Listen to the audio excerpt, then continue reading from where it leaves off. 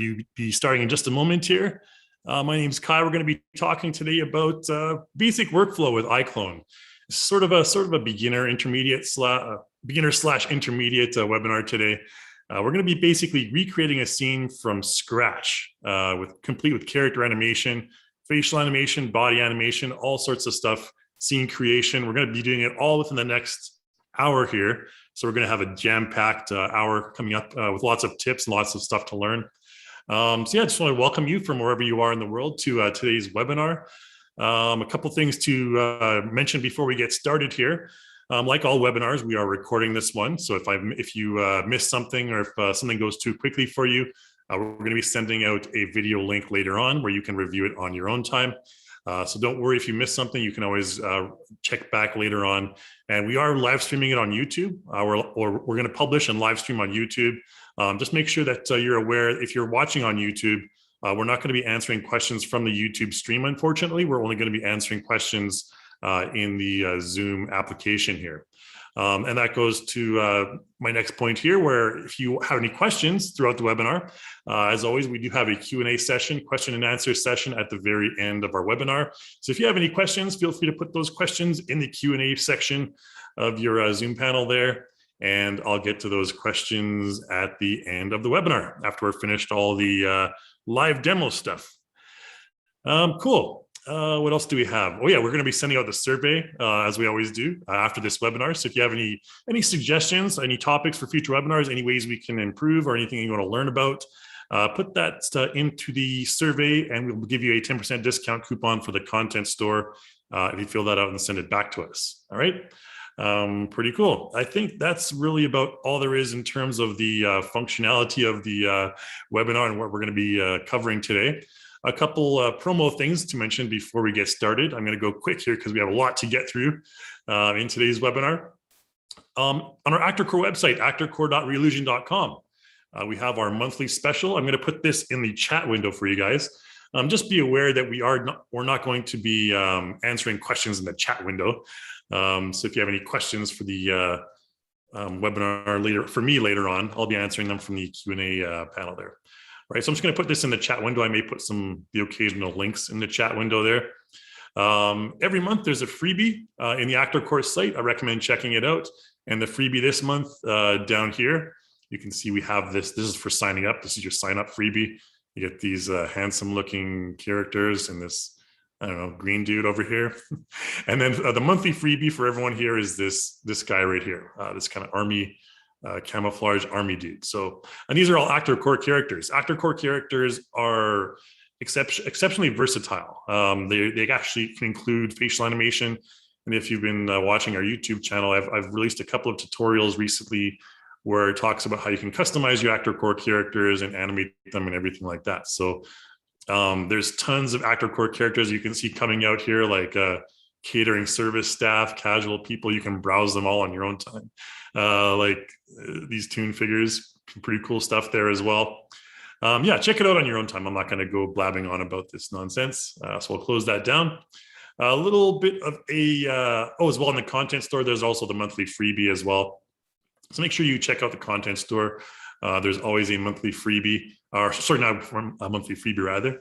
There is a freebie over here, but there's also a weekly special.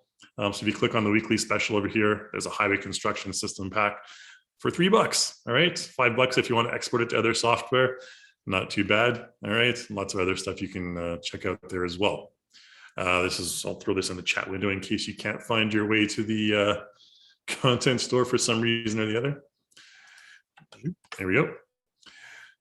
Okay, and finally, let's get to our webinar stuff now. We have a little outline here. If you've signed up for the webinar, you're probably aware of what we're going to be covering. Basic workflow, like I explained earlier, scene construction, a couple of tips and tricks along the way, a couple of and some simple camera work later on, some dramatic lighting. It's mostly going to be focused on scene creation and character animation, different ways of animating the character, which is what a lot of people want to learn about. Cool, let's close that down. Here's our scene that we're going to recreate. I'll quickly play this back for you. You don't know who you're messing with here. We know you have the money. Maybe I need to be a bit more persuasive. All right, so the lighting, the scene, everything, we're going to basically create it from scratch. There's going to be nothing on the screen to start off with, and then we're going to create this entire thing within the next 50 minutes or so, probably. Okay, so let's get started, and we're going to just start a new project here. We don't need to save that for now. You can see it's a blank gray screen. If you find a blank gray screen like this, you can always press Control G to activate and deactivate your grid. Really good tip there. I sometimes tend to deactivate it if I want to see what a scene looks like without the grid, for example. But let's get started by creating our scene. So this is the scene creation part of the webinar. We have nothing right now, and we're going to start from just basic building blocks. I'm going to go up to my Create menu here, and under Primitive Shape, I'm going to select Floor, okay, because we need a floor for our characters to walk on. Let's zoom out. A little tip as well, if you want to zoom out faster in your scene, the way I do it is I hold Alt and I click both my mouse buttons to zoom in and out. You can also scroll your mouse wheel if you want. If you hold Shift and scroll your mouse wheel, you can zoom in and out a lot faster. Okay, or else if you hold Alt, Shift, and both mouse buttons, you can zoom out a lot faster as well. It's really useful for larger scenes, which this one is not, so we won't have to. I just wanted to give you that little tip there. Holding Shift will allow you to zoom in and out faster. Okay, so we have a floor. Not much to say about the floor. It's a floor. If you want to see the geometry of the floor, it's very simple. You can go to your scene manager, go to your shading mode right here for the individual floor, and just select wireframe. You can use Alt-1, Alt-2, and Alt-3, by the way, to change the shading mode on your object. You can see right now it's just a very, very simple wireframe. Alt-1, Alt-2. Alt-2 brings it back to shading mode. Alt-3 brings it back to this mode. Simply because there's no geometry really. There's wireframe on shaded, but that really only works for characters and other stuff. We can talk about that later if you want. You can try it on your own time. Anyways, if you want to find out how much geometry an object has, that's the way to do it, or the topography of the object that's on your scene. Okay, well, let's create a wall next. For the wall, you can go up to Create. You can create a primitive shape, or you can create a surface rather. You can create a room if you want. This is a very simple room. And I'll show you this really quickly, because if you create a room, let's just delete our floor for now. If you create a room, what's going to happen, you can zoom around the room like this, and you'll notice that the sides of the room that are facing you are always invisible. Okay, and that's because they're basically one-sided objects. They're one-sided walls. So this is really useful when you're, if you're, have a room where you want to kind of zoom around it and you don't want to be crashing through walls all the time with your camera. This is a good way to start off.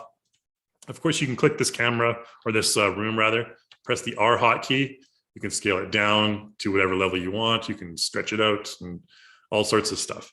We're not going to use the room for this one. I'm just going to create geometry from scratch. Again, this is an easier way to do it, but I'm going to show you a couple other things along the way that require us to create an actual room manually.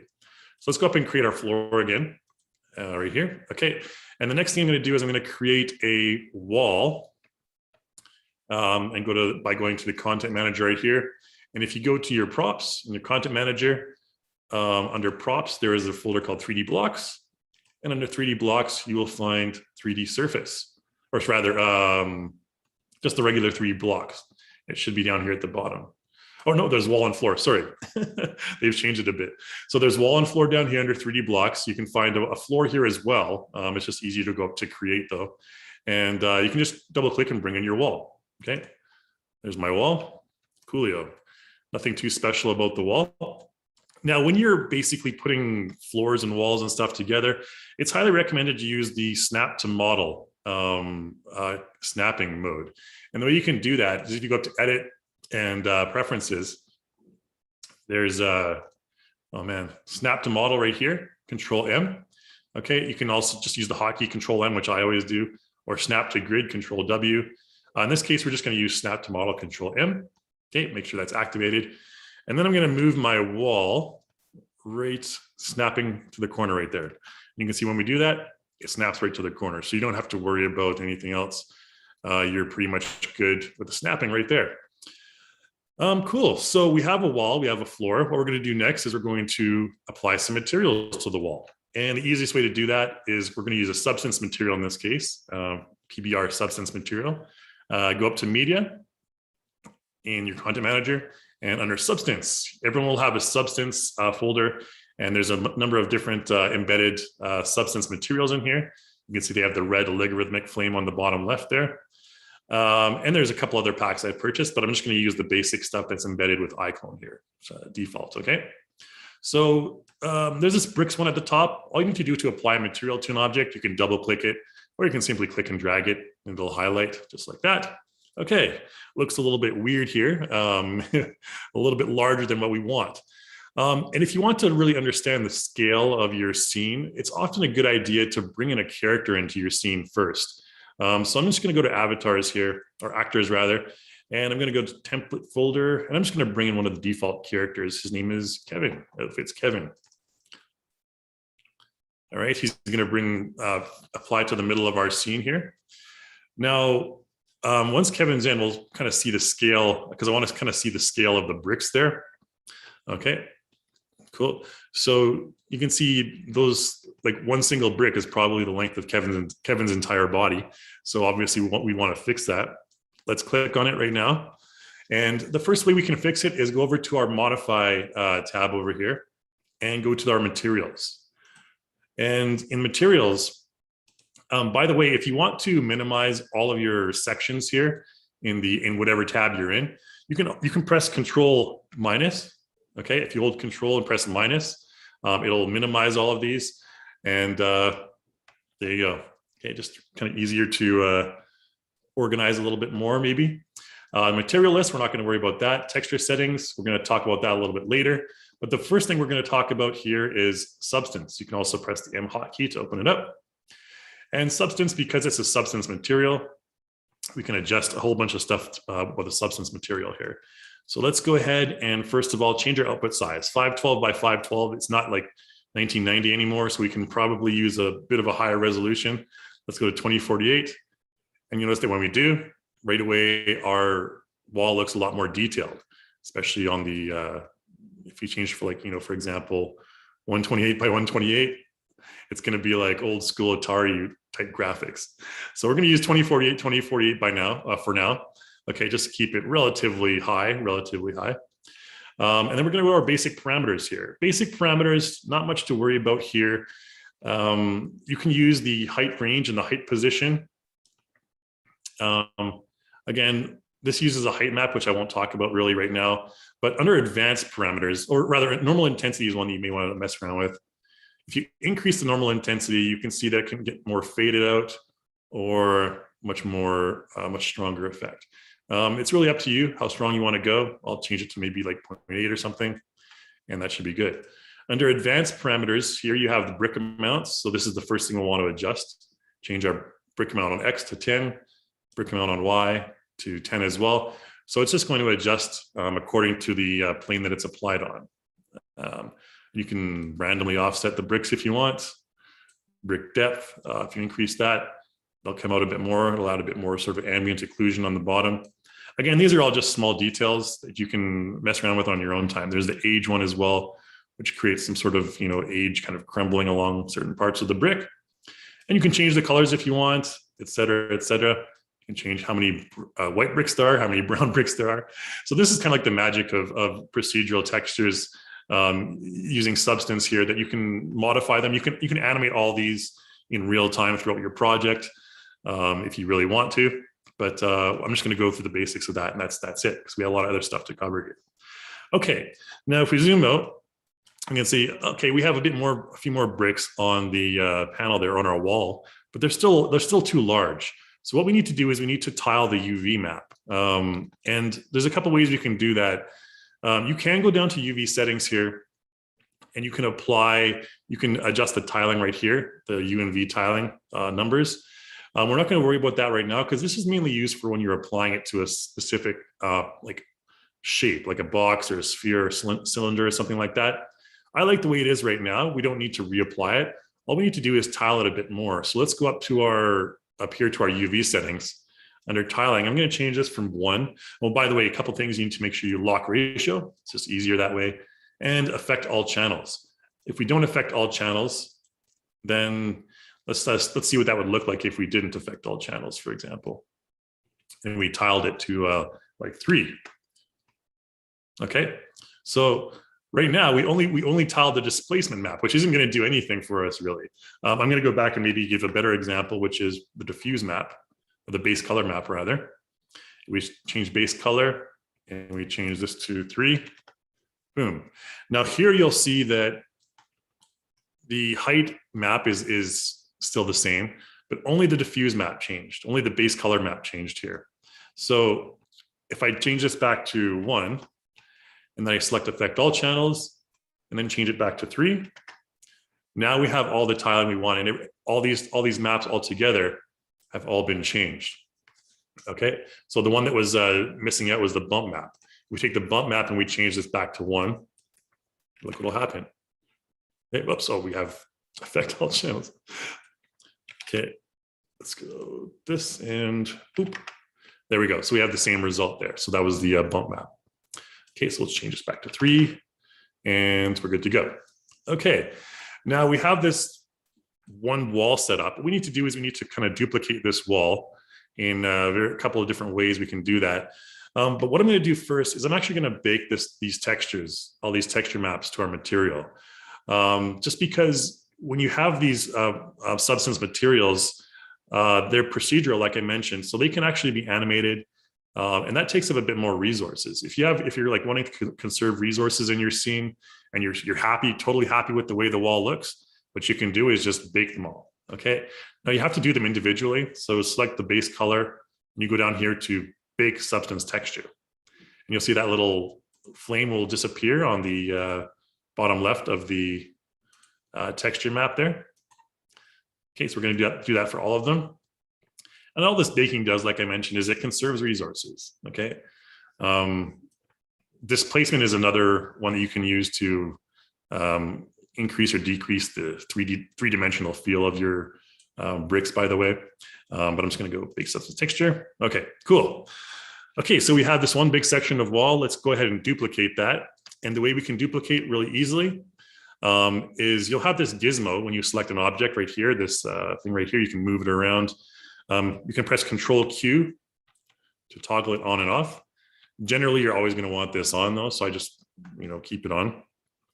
And I'm going to hold the Control key, very important. Hold the Control key, and then click and drag, and that's going to create a duplicate of the wall. Okay, so I can just place the duplicate. You can see it snaps, boop, just like that, because I still have Snap to Model on, and that's why I like to have Snap to Model on. Cool. So we have basically one full wall in our room. And the next step is to duplicate that a couple more times. So what I'm going to do before I do that is if we go to our scene manager, you can see I have the two walls right here, wall 1 and wall 1 with the 0 in parentheses there. What I'm going to do is I'm just going to attach this wall to the first wall, or vice versa, it doesn't matter. I'm going to right click on the wall, select attach, and just click attach.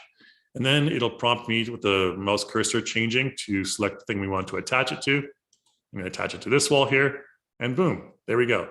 And in the scene manager, you can see the hierarchy. Now this is sort of a child of this one here. This is the parent. So we can move them all together as one, just like this. Okay, I'll just press Control Z and undo that. Now what I want to do is I want to duplicate this again.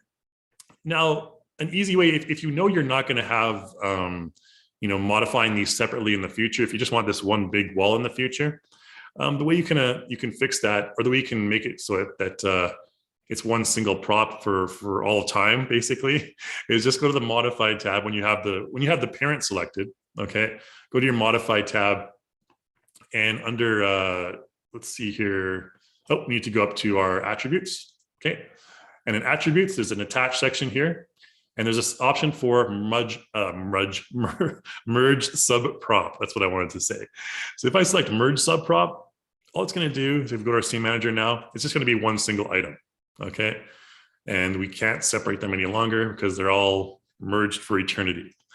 Okay, so what I want to do is I want to duplicate this into 4 sections, 4 walls. And the easiest way to do that is the first thing I'm going to do, because I want to merge it on a 90-degree angle for this side of the room here.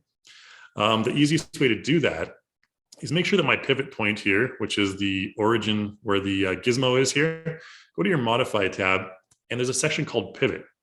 And if you just select like the corner, like this, sometimes it'll depend on depending on which item prop you're using. It's always inconsistent. We want to have it down here. And if I press the E hotkey now, the E hotkey will bring up a rotation gizmo. So we can also duplicate using the rotation gizmo. So if I hold Control and click and drag on the rotation gizmo, then we get this section of wall here. Okay, pretty cool stuff. And I can go to modify, make sure my transform position here. And we rotated it. That's pretty close. Negative 90 degrees. Make sure it's exactly negative 90. Okay, there we go. And you can see the floor maybe a little bit smaller. No worries, we can just stretch out the floor a bit more and press the R hotkey. Now, if we stretch it out from the middle, it's going to go equally in both directions. Okay, we don't want to do that. So again, the solution is to change our pivot point to either that part or somewhere. Sometimes you need to select the front, for example, and just go over here. It really, again, there's really no logic to it. It depends on which prop you're using, and each one is different. So just experiment a little bit. Press the R hotkey and stretch her out like that. There you go. Cool. And then all we need to do is we can just, again, press the W hotkey, Control, click and drag, and it'll pop into place there. Okay. And then Control, click and drag on this side, and it'll pop into place right there. Coolio. So we have our room. All right, 4 walls and a floor. What I'm going to do is I'm just going to make 2 of these walls invisible though. And the way I'm going to do that, just go up here and there's a little eye icon, click it, make things invisible. Okay, no worries. Now quickly what I'm going to do is apply another material to our floor. Go to our content manager, media right here, and we're going to find concrete. There's a concrete floor here somewhere. Oh, we can just use this one here. Oh no, let's go ahead and use this one. This one's a bit brighter. Okay, and again, same issue where it's like, you know, really low resolution, looks terrible. So what we need to do, go to our material, our modify, materials. And again, your first step is to go to change your output size here. Change that, you can see it's already better. And then it should be in either basic parameters or advanced parameters. And normal intensity, you can increase that to get more details. Advanced parameters, you can increase the amount of weathering. Okay, you can decrease the amount of pebbles to create sort of the effect that you want. I think we'll just kind of leave it like this, that's fine. And then again, of course, if you want, you can always adjust the UV as well, increase the UV. In this case, we'll just maybe try it 2. That looks fine to me. We're not going to be too picky about the floor. I think it's looking okay. You could probably adjust the color a little bit darker, but again, to each their own. Okay, and again, what I'll do, I don't need to bake all these. I won't worry about baking them for now. I have enough system resources to handle this. Okay, so now we have our walls and our floor. What I'm going to do is I'm going to bring in a chair. Let's actually take it from this angle, since the character's facing this way. So I'm just going to go to our wall. Which wall is that over there? This one. Okay. Now we're going to bring in a chair for our character to sit on uncomfortably. So we're going to go to our smart gallery here. I'm going to go back all the way to the main smart gallery. There's a content pack called Abandoned Hospital. Oops, if I can type properly. Abandoned. There we go. Okay, so here's this abandoned hospital. If we double click on the pack, you can see there's a number of different items inside the pack. And we can just search for chair. And there's a chair right here. Okay, double click the chair, bring it into our scene. Coolio. Now, what we can do is just let's make our character sit on the chair. Now, the next part of the webinar is going to be basically all about animation. We're going to probably spend about 20 minutes on animation. So sit down, get your cocoa ready. First thing I'm going to do is have my character sit on the chair. So the first thing we'll do is move him forward. So his feet are comfortably clear of the bottom rung of the chair there, the bottom wheel. And we're going to enter into a galaxy called the motion key editor under the motion section here. under animation, under motion, you'll find an edit motion layer tool. Okay, this is like your keyframe editor in iClone for your characters. Frame by frame, you can do tweaks and modifications. The easiest way to have your character sit is click on the waist right there. Make sure that your feet are locked. Okay, so these locks are enabled. Okay, the T and R stands for transform and rotation, by the way. And then with the waist selected, bring him down like this. His feet will remain in place and his hip and everything will come down using inverse kinematics to put your character in the correct position. Okay, and now what we want to do is we want to have our character leaning back a little bit. So let's use the E hotkey and we're going to rotate the hip. You can see, ooh, look at that sexy hip movement there. We can move him a little bit back like that. Okay, and take the midsection here, move that back a little bit as well. And maybe his upper chest, let's move that slightly back as well. Okay, cool. So now he's kind of reclining in the chair. Now, the reason he's going to be reclining a bit is because his hands are going to be behind his back. So what I'm going to do is I'm going to do both arms at once. You know, generally as an animation rule, you don't want to have everything completely symmetrical, but I'm going to cheat because I'm going to do something. This is a quick and dirty example of, you know, creating animation on the fly. So let's take our shoulder, make sure we have the mirror option available here, our mirror selected rather. We're going to rotate our shoulders forward. Okay. And we're going to take the elbows. We're going to kind of bend them a little bit, or maybe we'll take the shoulders and move them a little bit back here as well, just like that. Now you can rotate the shoulders back and you can also move them back. If you press the W hotkey, you can move them like this. Okay. Rotating will keep them consistent and just move them from the joint. Just be aware of that. Now we want to have our elbows kind of a little bit further out and kind of behind our character. Okay. They're way too high. It looks like he's doing some kind of pop and lock dance move or something. We can move those down like this. And notice that everything will move along with it if we do use the moving option there. So just be aware of this. You know, you don't want to have, you know, too extreme duress on the joints, for example. Let's take the shoulders and move them a little bit closer together as well here. We have to make sure that the elbows get out from behind the chair there. They probably need to be rotated a bit more.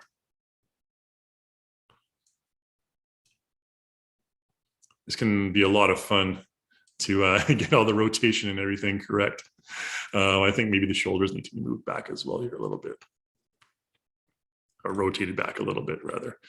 Now, you can press the E hotkey once and twice. And when you press it twice, it'll change from like a what's called a world axis to a local axis. And the world axis is basically like the world, your entire scene.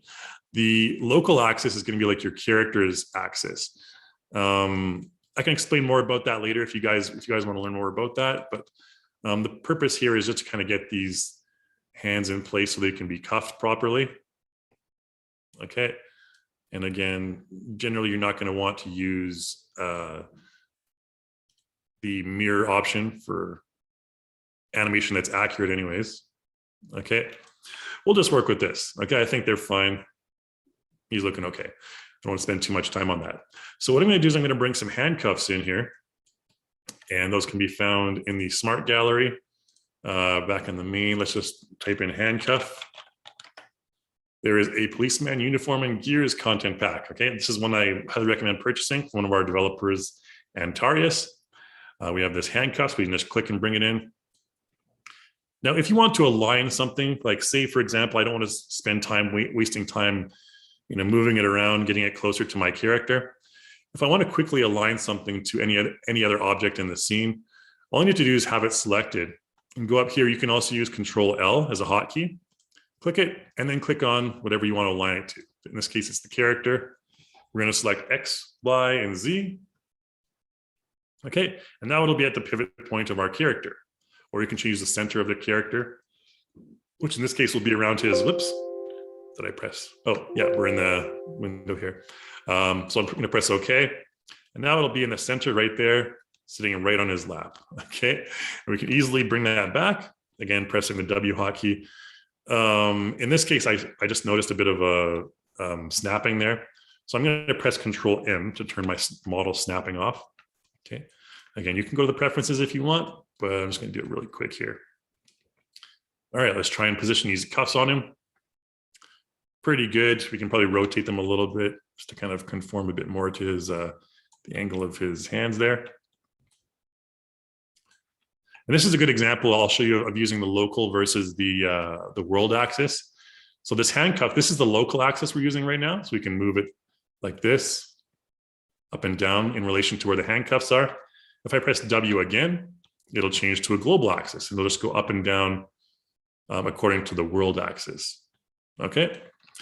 All right. So I think we're good right there. I'm not going to be too picky about the exact positioning and stuff. Let's make his hands a little bit more relaxed or natural looking. And to do that, we can select our character. Again, go into Edit Motion Layer tool and just click and drag on the hands right here. You can kind of crunch them up because mirror is on. You know, they both go at the same time there. Okay, so we have this character in handcuffs. Obviously, if like any regular Joe, if you're put in handcuffs, you may want to struggle a little bit. It's only natural. It's only human. So what we're going to do is we're going to have this character struggle. Now, the easiest, I'm going to be using something called a reach target. And reach target allows you to basically, it's used for things like having your character grasp swords or riding a bicycle, just so that your hands will be connected to the handlebars and they won't move off in crazy directions, or your feet will be on the pedals of the bike. And I'll show you how to really quickly utilize that. In this case, the sword is going to be the handcuffs. Okay, it may sound weird, but let's go ahead and with our character selected, we're going to select Edit Reach Target. And all I'm going to do here is I'm going to click on the hands, okay? And I'm going to just select Reach Effector on the left hand, or on the right hand rather, and Reach Effector on the left hand there as well. It's going to create two huge balloons. These are called Reach Dummies. Okay, you can see it's called Dummy Hand. Okay, so now the hand is targeted to the dummy L hand, and I'll show you where those are. So let's go to our character in the scene manager. Under Outfits Kevin, you'll find we now have these reach dummies. We didn't have those before. Now they're available. We have two of them visible right here. Reach L hand right there, and reach R hand right there. If we want, we can maybe scale them down a bit. I can Control select both of them, press the R hotkey, and scale them down. And you'll notice that when we scale them down, our hands actually get closer together. And that's because these dummies actually control the position of the hands now. All right, so these hands are locked where these dummies are. So we need to probably reposition them a little bit after we scale them down. Let's just select one by one. The left hand, again, pressing the W hotkey. I'm going to move it over here, put it back into place. Dummy right hand, move it over here, put it back into place there. Okay, and you can make them invisible. Doesn't matter. You can still move them around even when they're invisible. Okay, if you want to get a more accurate look. And there you go. Now, the cool thing about this is when we move our handcuffs, our characters, but we need to actually attach our dummies to our handcuffs first. Forgot that step. Okay, so here's our handcuff item right here. All I'm going to do is select the dummy left hand. I'm going to right click and again, attach. Select attach. And we can select the handcuffs from either the scene manager or select them in our viewport here. I'd like to do scene manager just to avoid any sort of mistakes that may happen. Okay, clicking on the wrong thing, for example. Dummy right hand. Okay, we need to right click it, attach it, and attach it to our handcuffs. Okay, so now our handcuffs control where the dummies go. So if I select the handcuffs and I press the W hotkey and I move them around like this, voila, now we have our hands following wherever the handcuffs go, wherever I move the handcuffs. And the reason for that is because I'm going to be using something called the direct puppet tool for our handcuff prop to just create sort of a really quick struggle animation. Again, this is quick and dirty animation we're doing here. So Not a lot of refinement going on, but I'm just going to show you how quick and easy it is to do something for, for example, like a previs. If you want to just do a pre-visualization of a scene that you later want to render in like Omniverse or Unreal or something like that, it's just showing how quick the animation tools can be used. Okay, so with our prop or our handcuff selected, let's go to our modify tab up here.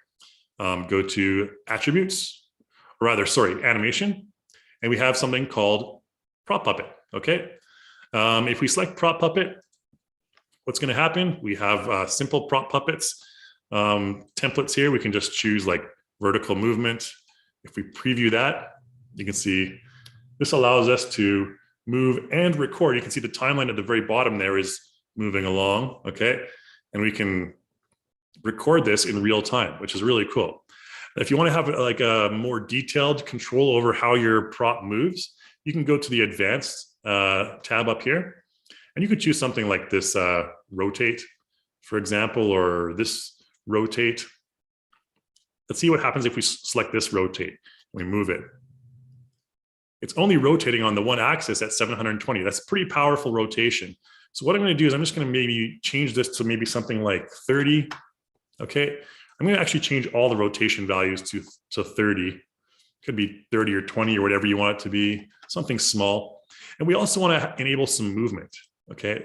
So let's do some movement, maybe like 20 and 20 for our movement. So this is going to allow us a little bit of movement and a little bit of rotation. So let's preview that. Okay, so you can see we can have rotates a little bit. Let's maybe change the rotation to a little bit higher. Let's try 50. Okay, so now that allows us to kind of, in real time, create this sort of struggle. And you'll notice that due to human IK, the rest of our character's arms and body will follow along. Okay, so let's create a couple frames of struggling, or rather, maybe about 500 or so frames of struggling. So I'm going to go ahead and record that. I was previewing before. You can press record, and let's do that. Let's just give ourselves a perspective like this. We can get a better look at it. And press space whenever you're ready to record, and then just use your mouse movement, to move around. This guy's struggling. He wants to get out of here. Okay, good enough. 530 frames or so. Okay. And what that did is if we press F3 and go into our timeline, if we use this object related track, enable that, it always shows whatever's selected in your scene. You can see now we have this handcuffs right here. And if you go to animation, there is an animation clip that was created. It's called a puppet clip. And if we play back, okay, now we have this struggling, our character struggling through the whatever. Okay, and then it stops. Okay, so we're not going to worry about where it stops. We can always fix that later. But I'm going to actually add on to that because it looks like his chest is, too still. So we did the prop puppet. Now we're going to do direct puppet, which is the same thing basically, only we're using the characters now. So what I'm going to do here, do the same thing, select our character, go to animation and direct puppet right here. Now with direct puppet, it's fairly simple to get a realistic looking motion. I often use this as a quick fix for like just idle motions that don't need too much movement, for example. So I'm going to select my character's chest, and we're going to go ahead and select maybe primary rotation. I can teach you more about these later if you want to know the difference between them all, but I'm just going to quickly run through this. So you can see we can create this sort of struggle.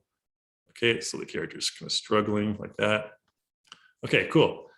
Let's just create 500 frames of struggling again, okay, with the chest this time. Press record like this. Okay, struggling. How do I get out of here?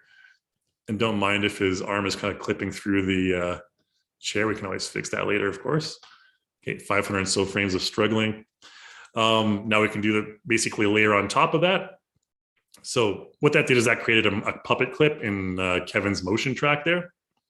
We can do the same thing. Just go back to frame 1 with our head selected and do the same thing. So head movement can be like, he's moving around like this.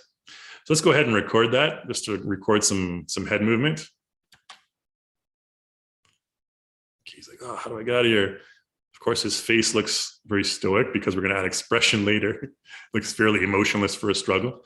Now, if we go longer than the previous clip, it'll just basically blend into the same puppet clip there. So now we have this. Okay, we have our character struggling like that.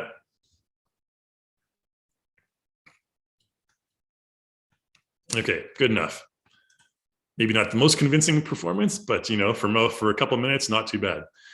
And again, you can always edit various parts of it later as well. Let's go on to the facial animation now, and we're going to create some kind of struggling facial animation as well. So the first thing we're going to do is use the face puppet tool. Again, you may notice a trend. I'm using all the puppet tools because these are some of the fastest and quickest tools to use when you're animating your character. Now we have these new EX Plus profiles that have been around for a few months now.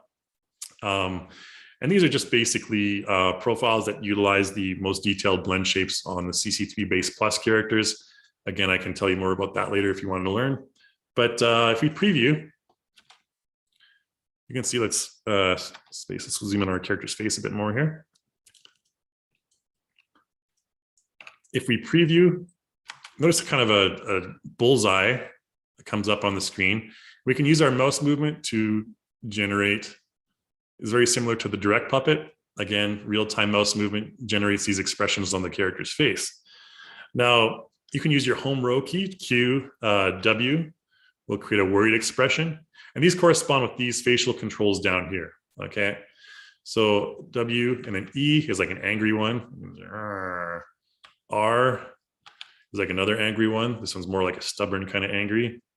Okay, so maybe this is the kind of one we'd want to have when he's struggling. And then T is like a scared, and Y is like a surprised, whatever. Okay, and you can adjust the strength here if you want, increase strength. I'm not going to worry too much about that again. Let's go ahead and just use this disgust one, whatever it's called, okay? And now, if we want to add eye movement onto that, we can do so as well. Notice right now in our reference image up here, there's nothing selected. It's only the default EX Plus closed profile. If we add the eyes into there, click on both eyes, now we can move the eyes around like this at the same time. If we want to add additional head movement to that, we can blend it in and we can select the head tilting and head rotation as well. Make sure those are enabled. And now we have this kind of full struggling movement with his head. Okay, so let's go record maybe 500 frames of that. Record, and okay, now we'll have, and I made a mistake there on purpose. I'm going to show you how to fix it a little bit later on. I made a quick and jittery mouse movement. So we can close this down now. Your puppet clip for your face will be shown in your expression track right here. Go under expression, and we can close down the motion track now. Here's your puppet clip and expression. Okay, now if I play this back,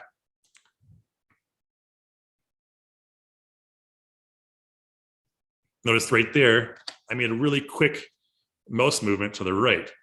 And it's going to look a little bit weird. It looks a little bit too jittery, so like that. Now, after you've recorded your puppet clip right there, you can edit the puppet clip as well. Say, for example, I wanted to edit out that one part where he's kind of like going whoop, whoop, like that. What I can do is, like, before that happens, I can right click on the clip, I can select break, and at the end of the section that I want to cut out, like right over here, I can right click and select break again. Okay, and then I can just delete that offending clip in the middle right there. Now, what's going to happen between here and here then, there's not going to be any movement.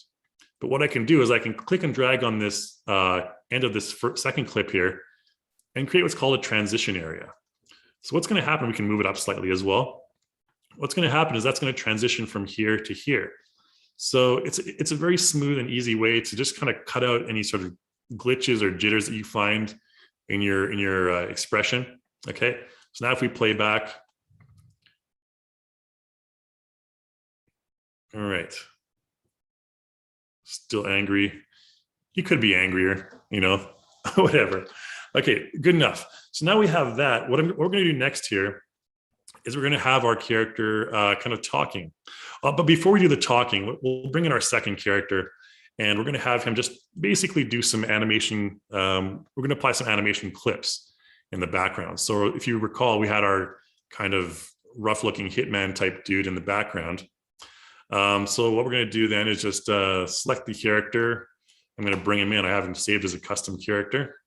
Content manager, avatar, custom, and I called him creep. So we'll bring creep in. All right, and have him kind of, he's going to walk right behind our character's chair, and they're going to have a little bit of a conversation. All right, so there's creep. Let's rotate him a little bit by pressing the E hotkey and moving like this. And again, to make sure it's 90 degrees, you can go over to modify and attributes, and not even close that time. -90, there we go. Okay, so what we're going to have this guy do is we're going to have him walk slowly behind our dude right here. And I'm going to just apply a simple clip from the library. Again, in the Smart Gallery, it's an animation clip. I'm going to combine 2 animation clips. There's a content pack called City Life, which I highly recommend checking out. Really good pack for just your basic animations. And there's one in here called Walk. I believe it's a casual walk. Or wander, maybe. I think it's called. Is it called wander? There's a hurry walk. We don't want him to be hurried. Okay. Maybe it's called wander. Yeah, there we go. Walk, wander. Oh, maybe I missed it. Okay, so we're just going to simply apply this to our character. Now, this is a root motion that's going to change our character's position. So let's go ahead and maybe we'll move him a little bit forward. Just like that. And let's have this walk, wander. Okay. So if we play back, there you go. He walks over here and then stops right there. That's a good position for him to stop. I don't mind that. If you want to change the end position at the beginning, just make sure that you move to whatever. For example, if we want him to end up right behind our character, we can move him back at frame 1. Okay. Now, if we want to, move him at this frame, like frame 338, if we say, oh, this is the wrong position, I want him to be a little bit further, then make sure you change his position over here. And then because you're at frame 338, you have to press F3 and go into your timeline. And you'll see there's a transform keyframe that you just created. Make sure you click and drag that to frame 1. Okay. Or the first frame of your animation, whatever it is. Okay. Because if you don't, then what's going to happen is he's going to just slide from here to there. Okay. And that's something that you don't want. So click and drag your transform keyframe to there. And then he'll end up in this position right here. Coolio. Now, the next step we're going to take is we're going to apply a talk motion. Okay, let's just go ahead and click talk or click talk, type in talk. And there's a talking motion here. Is like a casual talking motion, chat. Okay, we call it chat. Now, I'm just going to simply apply that chat motion. It doesn't really matter at which frame we apply it right now. Let's just go ahead and do it really quick. Chat stand. Okay, now he'll transform from this to chatting. Okay. Now, there's one little thing that's maybe a bit nitpicky, but I find it's a common question that I encounter here. You'll notice that from one frame to the next, specifically from one clip to the next, you notice there's a little bit of foot sliding. The right foot slides back like that. Okay. Now, the easiest way to fix that is basically just go ahead and at the first frame of your transition, it doesn't matter. This empty green area here is the transition area. What you want to do is at the very first frame of that transition area, let's go ahead and zoom in there. You can hold Alt and scroll your mouse wheel, by the way, to zoom in and out of your timeline like this. Very useful. Anyways, the first frame of the transition, I'm going to double click and add a transform keyframe. And then I'm going to add another transform keyframe at the very first frame of our second clip. And the reason I'm doing this is because right here, I want to maintain, because his right foot is planted, I want to maintain that position where the right foot is. So you can see it'll slide back like that. And that's not something that we want, okay? We want to maintain that position because it's planted. So the easiest way to do it is just adjust the position really quickly and easily. Move it forward slightly like that at the second keyframe. Okay, so then you have something like this. Now you'll notice that it kind of like wobbles a little bit. And that's because by default, iClone adds kind of an ease in and ease out between keyframes. So if you encounter something like that, just right click on your second keyframe, go to transition curve presets, and you can see it's currently at an ease in, ease out. Just change it to linear. Okay. And if you change it to linear, then you won't have that problem. Planted and remain stationary. Okay. So then we have this moving and bam, doesn't move backwards. Now, if you want to make this longer, like it seems like it's quite fast, it's going quite fast. What you can do is you can just move your second clip forward or a little bit later, click and drag the transition area to longer, and then always make sure that you move that transition or that transform keyframe to the first frame of the second clip. Okay, so it'll be like this. It'll be a little bit longer and a little bit less exaggerated there. Okay, cool. So we've kind of combined those two clips. They're really meant to be combined, so it wasn't really a super hard fix. I just got nitpicky on that a little bit there. So we have about 10 minutes to do the voicing and the lighting, and then some quick camera work. Okay, so let's get through this really quick here. The first thing we're going to do is add some struggling in on our character. So what I'm going to use for this is I'm going to use the Replica Studios plugin, which is a really good plugin. If I can find it in my messy desktop here. There we go. Replica Studios, you can download this. Just basically Google Replica Studios, and there's a plugin. There's an application and also a plugin for iClone as well. And the way you create, it's basically artificial intelligence, AI generated voices. And the way you can do that is go to your sandbox and you can just type in like any dialogue you want. Now, for time's sake, I've already saved a couple of them. There's different profiles you can choose, and you can ask me more questions about this later. But the first one is going to be this one. You don't know who you're messing with here. Okay, so some kind of New Yorker type accent. Now, if you want to apply that directly to your character, the easiest way to do that is just, let's go to a couple frames. He's like, and he's going to say, probably starting about here. Let's go to plugins, Replica Studios, and Replica Link. Okay, now here it's going to ask you to select your avatar, and we're going to select Kevin. Really badass name Kevin is. And just go ahead and select avatar. And then it says, Kevin is ready to receive voice. Perfect. So let's go to our Replica Link over here. And what we need to do is after you've like basically selected a voice and you've saved take, you have to save take over here. And I've already saved these two, just takes 2 seconds. Click on this item right here. You can download the MP3, the WAV, or the OGG, or you can export directly to iClone. Okay, really cool. So let's go ahead and select export to iClone directly. Okay, and what that's going to do is that pops up this little window in iClone here called Select Animation. Now for style, since we already did the facial animation, I'm going to choose none. Okay, and we're just going to go ahead and select Apply. And what that's going to do is that's going to basically use our Aculips tool for lip syncing to generate some automatic lip syncing on our character. So let's move our Replica Link window over here. Whenever you add audio to your character, it'll be under not the expression, but under the Viseme track. Okay. And if we go down here, you'll see Viseme. We can twirl it down, and there's a voice lips subtracks here. You don't know who you're messing with here. Okay, you can see they're all spread out. I can teach you more about Aculips more later if you want to learn, but there's lots of tutorials online about it. So you don't know who you're messing with here. Okay, cool. Now, if we want to be a bit more expressive, like stronger, we can right click on the voice track, go to talking style editor, and go to change this to type enunciating. And what that'll do is that'll have stronger kind of lip sync shapes. We're called Viseme shapes on your character. So now we have this. You don't know who you're messing with here. Okay, good enough. That's a good enough result for me, and we're going to work with that since we're short of time here. So he says, You don't know who you're messing with here. okay, and then we're gonna have the guy. He's gonna have like a kind of a British voice, and that's this one over here, which is the next one, Deckard.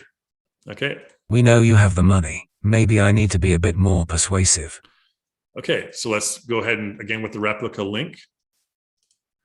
This time we're going to choose the character, which is called CC3 Space Plus. Don't worry about that. Select avatar. He's ready to receive the voice. Replica. Send to iClone. And this time, because we don't have any expressions on this character, we're going to choose this expression style. We're just going to choose like anger. Okay. We're going to choose anger, strength, like low, high, whatever. We're going to choose high just to kind of demonstrate and select apply. Okay. Now, if you don't have, Replica Studios, it's actually free. I think there's like a number of hours that you have free. You can download it for free and, use those hours.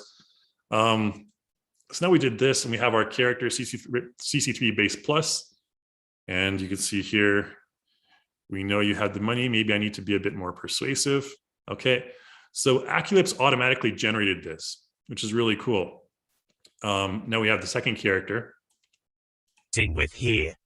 We know you have the money. Maybe I need to be a bit more persuasive. Okay, like take a look at the character's face just to see his anger. You can see he looks a little bit angry here. Let's take a look at what it looks like. We know you have the money. Maybe I need to be a bit more persuasive. Okay, so the cool thing about Replica Link is you can just automatically add that anger template to your character. Now you can edit more stuff a little bit later on if you want as well. But again, quickness is the name of the game here. And we need to do some lighting, some easy lighting and some camera work. And then we will get to the Q&A section. Okay, so make sure you get your questions ready. We'll be there in about 5 minutes. Lighting, going to be very simple. Actually, let's have our character look at first. There's one other thing I want to do is look at. This is very simple to explain for animation purposes. The guy walking in the background, we're going to have him look at Kevin. And the easiest way to do that with your character selected, there's a look at section under attributes. Pick target, pick Kevin's head. Now, what I'm going to do first is I'm going to select set free. And we're not going to have him look at Kevin until maybe about here. And then I'm going to select pick target, pick Kevin. Okay, you can change like head tilting or eyes look at. Okay, we're going to choose head in this case. And then maybe from here to here, he's going to be looking at Kevin. And then here, what I'm going to do is I'm going to have him look at one more time. So pick target, pick Kevin. This is just adding a keyframe. Don't worry about that.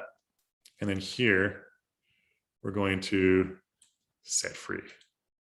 So he's going to return back to looking forward.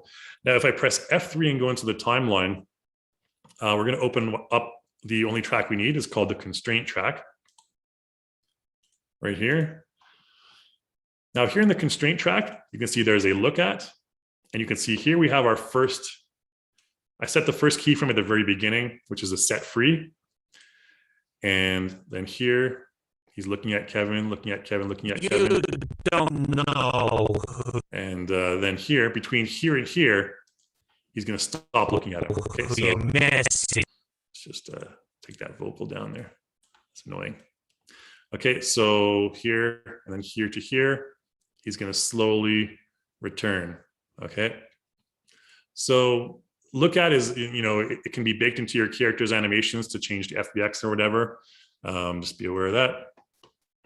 Okay, let's make our audio available again for the voices. And we're going to do some really quick lighting. Okay, the lighting is fairly simple in this scene. We're just going to go to our visual tab right here, or scene manager first. I'm going to delete all the lights in my scene. Okay, just by shift selecting, we're going to keep floor shadow. So you can see, even though we deleted all the lights in our scene, there's still actually some lights in our scene. And to fix that, we need to go to our visual tab, go to our atmosphere right here, and image-based lighting. Every default file will have a HDR image that does, you can adjust the strength here for image-based lighting. You can change this to whatever you want. In this case, I'm not going to have any image-based lighting. I'm going to take it down to 0. Generally, you should have some, but I'm just going to have a really high contrast shadow on our character. So let's create a light, create light, and this is going to be a spotlight. Okay, I'm going to change the spotlight to be directly facing downwards, so 0 rotation. And we're going to align it to our character. So align to, again, Control L. Select our character, X, Y, and Z. And then we're going to take it directly up. All right, so there's our character in a spotlight, almost like an interrogation room or something like that. Cool, move it up a bit like that. You can see the intensity gets stronger as it gets down.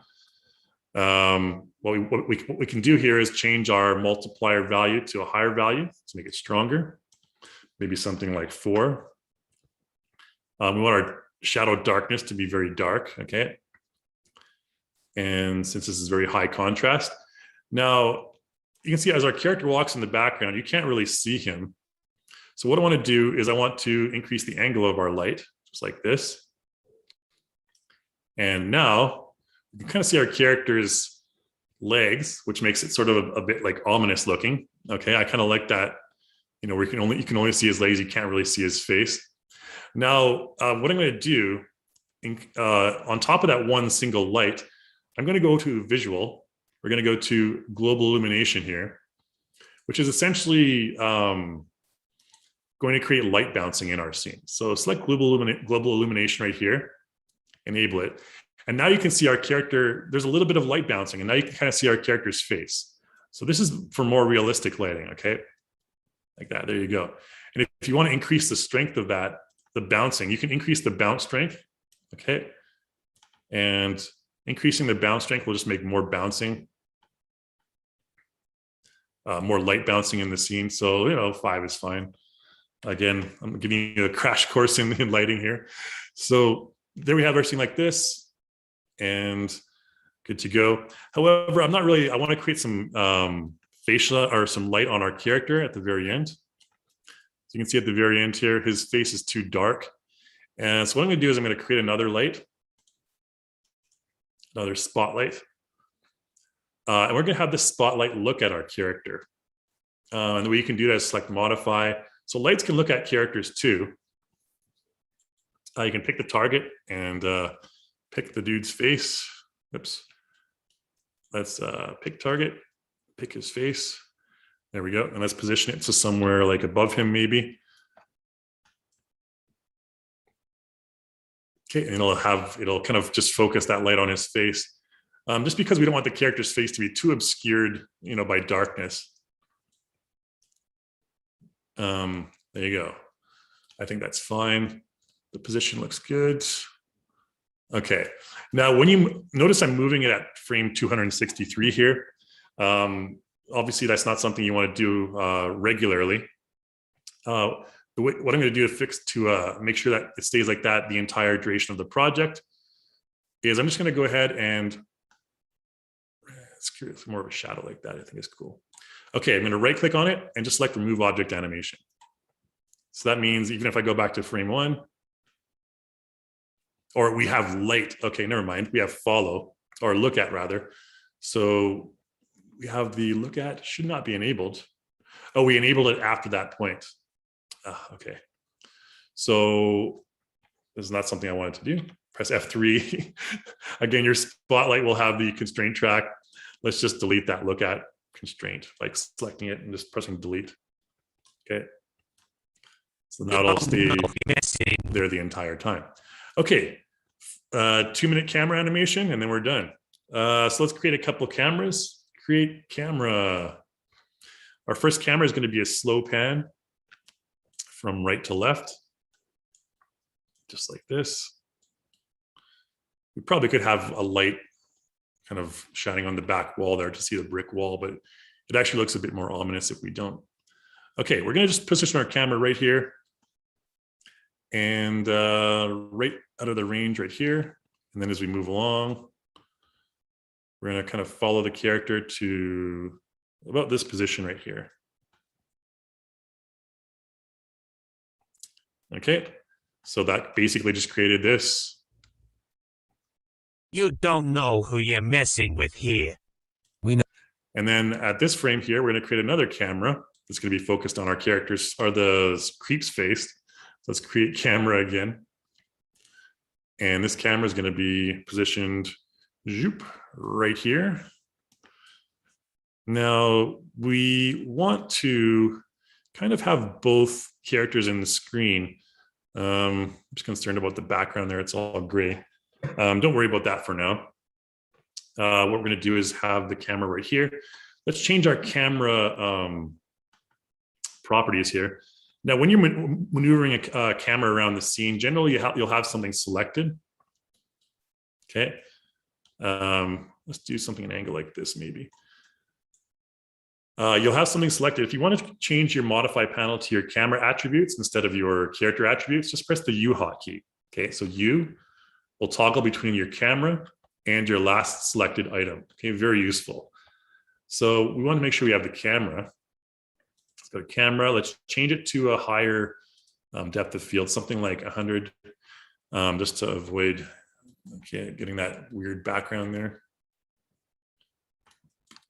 Trying to get a good position here. Let's try even something a little bit higher. Maybe the 200 will work.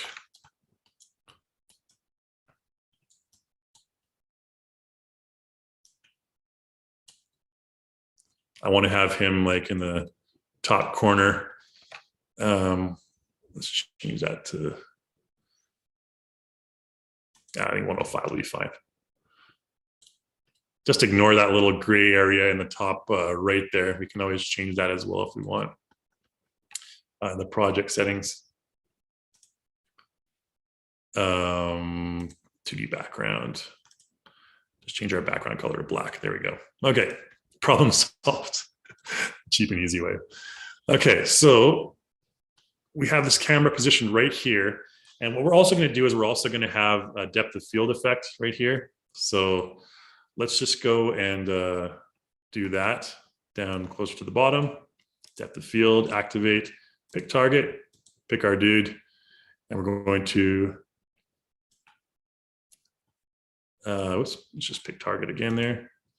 And our near transition region, if we change that to something a little bit lower, the character in the background will blur out more. Okay. Now, of course, we're doing this all at frame 283. So we need to press F3 and go into our timeline with our camera selected. Just move all of this stuff to frame 1, essentially. Okay. So now it'll remain right here for the entire duration. Okay. One last thing, camera switching, and then we'll get to the Q&A. Let's make our lights invisible, our cameras invisible, and our grid invisible, Control G again. So now we have this. I'm going to change to switcher mode here. And my cameras, press F3. And in your project settings, you'll have something called switcher. All you need to do in your switcher is just right click at frame 1, select camera list. We'll select our first camera. Okay, so now we have this. You don't know who you're messing with here. And then as the second guy starts to talk, then we switch over to camera, this one. Okay. I could have done a lot of a better job on the lighting on his face and stuff like that, but we'll just stick with it for now. So what we have is this. This is our final project here. You don't know who you're messing with here. We know you have the money. Maybe I need to be a bit more persuasive. Okay, there you go. And then we'd probably just end the project right there. So that's basically the entire thing done in like a little, maybe a little more than an hour, pretty close to an hour with all the explaining. Yeah, so that's how you can really whip up a scene super fast and, you know, get it. Obviously, I would tweak the lighting here a lot more and the cameras could be a little better, but you kind of get the point here. This is the initial draft. And then you go into the nitty-gritty details such as, you know, skin specularity and global illumination. And you can even import this into Omniverse as well for ray traced rendering. Okay, Q&A section here. All right. Cool. Let's get to our Q&A, guys. Let's get started. So if you have any questions, put those questions in the Q&A. I'd be happy to explain anything that I went through a little bit too fast for you here. Okay, so question from Jeff is the first one here. What are the benefits of Unreal Engine and Omniverse over just rendering in iClone 7? Well, Unreal Engine and Omniverse are both superior in rendering to iClone at this time. Although you can do a lot of tweaking with the shaders and the lighting in iClone. But at this point, Omniverse obviously has ray tracing. The only caveat with Omniverse is you need to have an NVIDIA RTX card. So just be aware of that. Unreal Engine, you don't necessarily need that, but it's recommended. And Unreal Engine has stuff like motion blur and other rendering tweaks that iClone 7 doesn't have, but we may have those in the future. Hint, hint. Anyways, those are the kind of the rendering quality is generally better in those other two. Because iClone hasn't done a lot. iClone 7 hasn't done a lot for rendering quality in a while here. Next question from Jerry. I would like to know how you eliminate the choppy effect in the animation. Is that a frame rate issue? Choppy effects can be a number of different issues. I would need to see the actual project.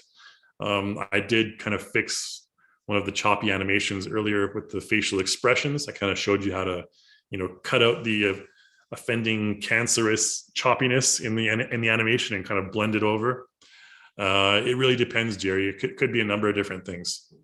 Generally not frame rate if you have a good card. So let's go to the next question here then anyways, from Brian. I wanted to send a quick question, how to reset the root to the root to the pivot and the pivot to the root, and how to view the root and pivot. It's a bit of a confusing question. Hopefully I answered that, Brian, as we were going through the construction of the scene there. Essentially, everything can be found in the pivot section there.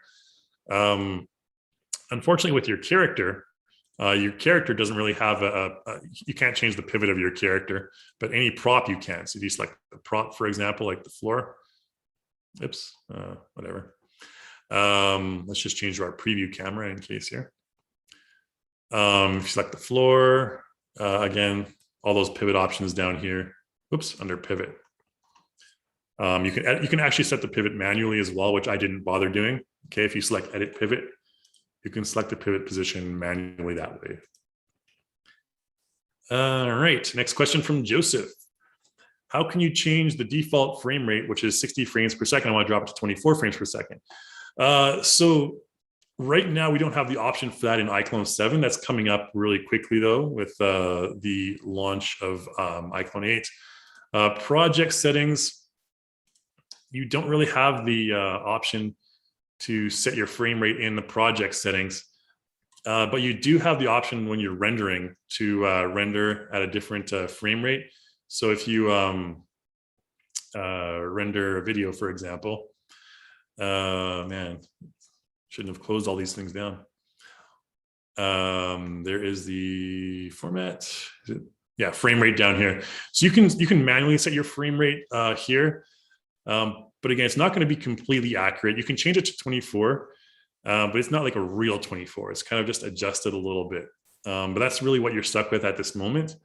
You can test it out, and sometimes it works really well. Sometimes it's super accurate, but it really depends on your project and a couple other things as well. But that's where your frame rate is set here in your render output. So that's if you're rendering the video. Now, if you're exporting an animation, for example, you also have the option to export at a certain frame rate. So let's, for example, say export to FBX. Your frames per second right here. You can change this to 24, 25, 20, 30, 60. So these are all settings right here. And these are fairly true to form, the frame rates right here. So that's when you're exporting an animation. Okie dokes. Hopefully that answered your question, Joseph. Next question is from Brett. Are dummies significant in animation and optimizing the workflow? Yeah, dummies are really used to kind of as an intermediary to connect, one object to another. If you don't want them to be seen if you don't want something to be seen on the screen, It's a very good way to work. Now we showed the reach effectors. Right now in iClone 7, there's only there's the hips, hands, and feet. iClone 8 is going to have a ton more reach effectors, so you'll be able to have much more detailed reach effector animation with iClone 8. Yes, it's a significant step in optimizing your workflow for sure.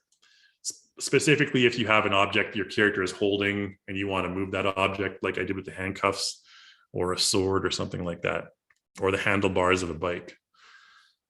Question from Rosemary. Can we snap a character to a chair, for example, similar in the way to the walls? No, you can't really snap characters, unfortunately. They don't have all the freedoms that props do. They have hips and bodies and stuff like that. You can align characters to things. Like if I want, like my character is selected right now, I can select a line and align it to, whatever I want to. And the root of the character will snap to whatever I align it to. But in terms of like snap to model and stuff, characters don't really follow that. Okay, it's another question from Rosemary. How can we make his hands look more natural while they're moving during the struggle? They look like mannequin hands at the moment. Yeah, I'm preview, right? Yeah, okay. So the hands, I mean, you can move the hands separately as well if you want. Like right now, they look kind of like still like stationary, right? With your character, what am I doing here? Direct puppet. You can also select the hands and kind of move the hands around as well. So, oops. Oh, so the hands. Yeah, since the hands are already locked to the dummies, you would actually need to move the dummies around. So, that would be the where is it here? Yeah, dummy right here. So you can prop up at the dummy as well. You don't Obviously, know you'd who want you're to messing with here. not have move. We You'd know only you want to have have the- rotation on that. So maybe something like 0. And it's just a matter of just layering it on top again. Okay. You don't know who you're messing with here. And of course, just be We aware know that you have the money. workflow is going Maybe to I be need to different. You'd probably want to do the dummy animation first and then attach the dummies to the handcuffs and then do the handcuffs. So it's a different workflow slightly.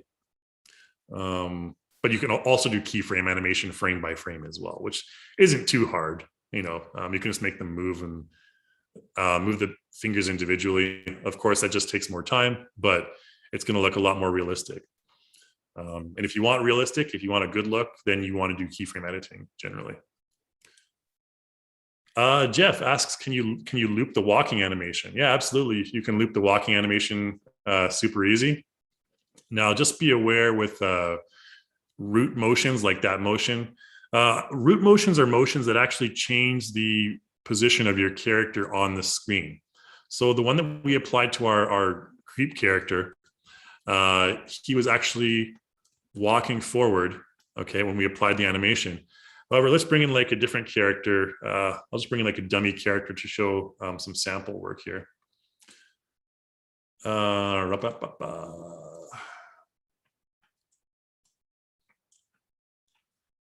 Notice that when we bring the character in, there's some shiny white stuff. Well, kind of what there was anyways. That's global illumination. Okay, so if I apply a walking animation to our character here, for example, let's see one that doesn't move. You can just use your puppet tool. So modify animations, motion puppet. We can apply one of these just loopable walking animations, or you want it to loop it, right? So, okay, let's just try and find one real quick that doesn't move. Let's just try and walk. Whoops. Oh, what am I doing? Oh, I didn't have the search field selected. Walk. Which one of these has walks? I know City Life is all root motions. Let's go to animation, make it easier. All these packs, you can see they're grayed out. That means I haven't downloaded them yet, or I haven't installed them yet. Maybe this one here is a super old one, but walks over to talk. Dang it. Let's type in walk again. I just know maybe suave and charming. No, these are all. Okay, you know what? I'll just, let's see here. Walking loop motion. I think this one's in place. Okay, yeah, so this is just a stationary motion. Notice he's walking, but he's not moving forward. You don't know. Okay, now there's a couple ways you can loop it. The easiest way is just to press F3 and go into your timeline.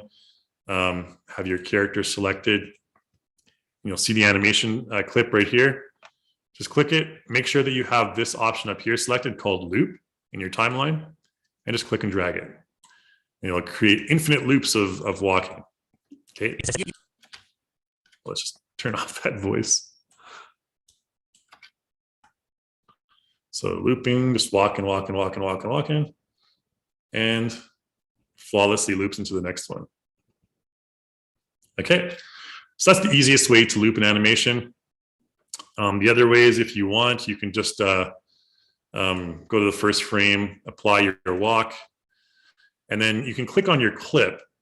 And if you want to loop it again, you can press, once you're clicked on your clip, press the tab button. Okay, so tab and shift tab will take you to the beginning and end of your clips. Okay, very important. And then you can just simply apply it again. And this is the way you do it for root motions, like the creeps motion where he's actually walking forward. This is the way you do it for those motions. You can't loop the root motions, like the creeps walk. You can't loop that. Otherwise, it'll just go back to the origin point of his walk every time you try to loop it. Okay, so you can still do this.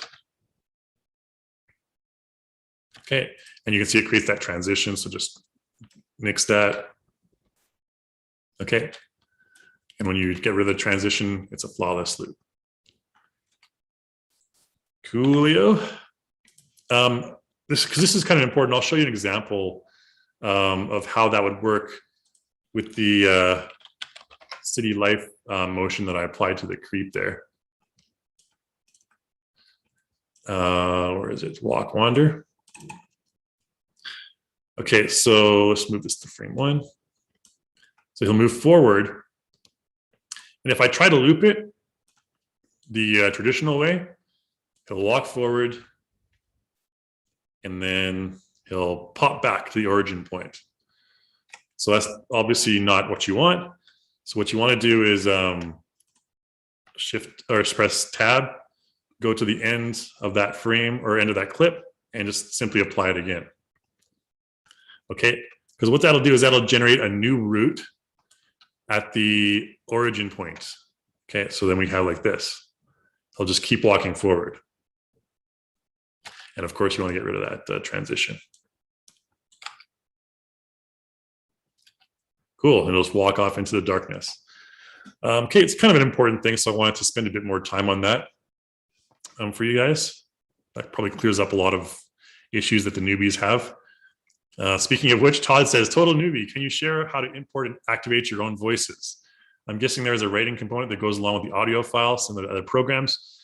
I can show you, like, just using iClips really quickly, how to do that. Let's just delete. Oh, did I delete the entire character?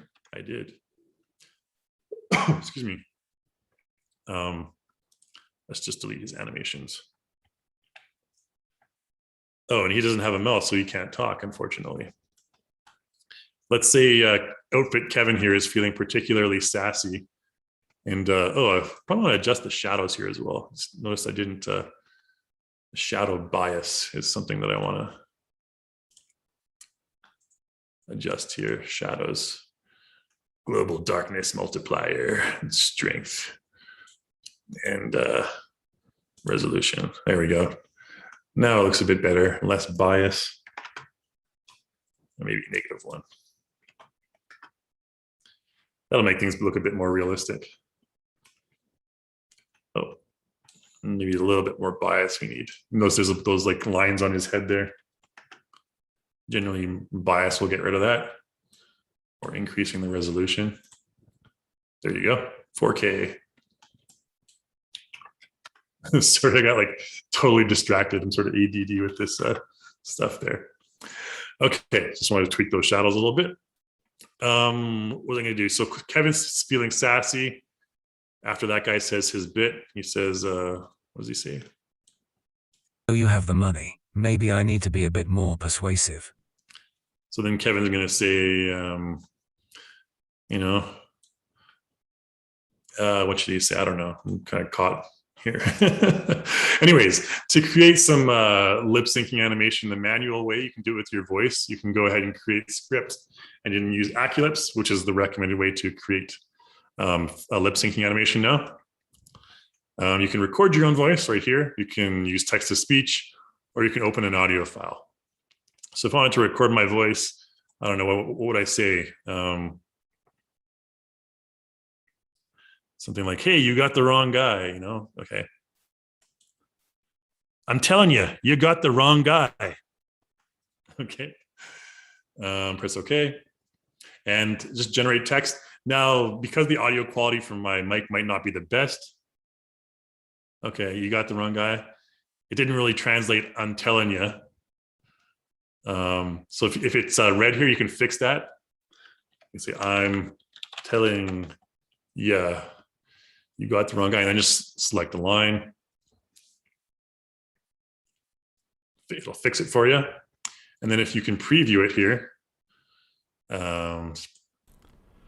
I'm telling you, you got the wrong guy. Okay, and then just apply that to your character. And what that does is you can now. I'm telling you, you got the wrong guy. Okay, fairly accurate lip syncing. And you can always add expressions with that, you know, using facial mocap, facial puppet tool or whatever, etc. Obviously, I'd want to clean up that audio a lot, but that's generally how you do it. And then if I wanted to, I could, you know, loop some facial expression on top of that. So face puppet. And let's use the angry one again. I'm going to use this erase here to clear everything. Now, the angry expression again. Now, I don't want the mouth to animate because I already have the lip syncing on the mouth. So what I'm going to do is I'm going to mask out the mouth here. Let's make sure that we change to, oh, we need to go to, what am I doing here? Clear everything. So we can't use the profile, unfortunately, now, but we can use something like the, what am I doing here? There we go. Like the eyebrows, for example, to create some anger, and preview. Okay, so we just add those eyebrows, or maybe even just add, so the green parts are the parts that are going to animate here. So I can just change his noses maybe, and these parts here. Okay, so you can see his nose, and we'll move at the same time. And what you want to do is blend together. So just select blend, okay? And then press record. I'm telling you, you got the wrong guy. Okay, that's just a really quick and stupid example of, you know, combining the two tools together. Obviously, you want to spend a bit more time on that. I'm telling you, you got the wrong guy. You can, you know, you can basically layer over and over and over and over different parts of the face. Like, for example, I'll just do one quick one. Again, I'm going to select blend, erase, and go to only the eyes. Okay. So we can maybe shift his eyes from side to side. And as long as we blend it, press record. I'm telling you, you got the wrong guy. So now we have the eye movement along with it. And you can just repeat the same thing ad nauseum over and over again. I'm telling you, you got the wrong guy.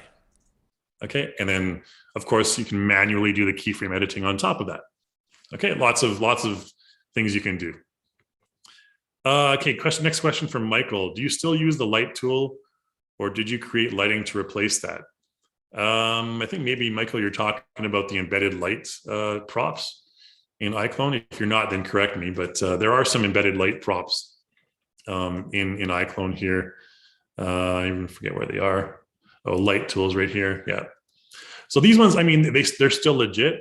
Basically, all they are is just props with lights attached to them. So we can put a nice little floor lamp beside this guy. What a romantic torture scene. Okay. And these ones, of course, these are the old school ones. They have these kind of controllers right here.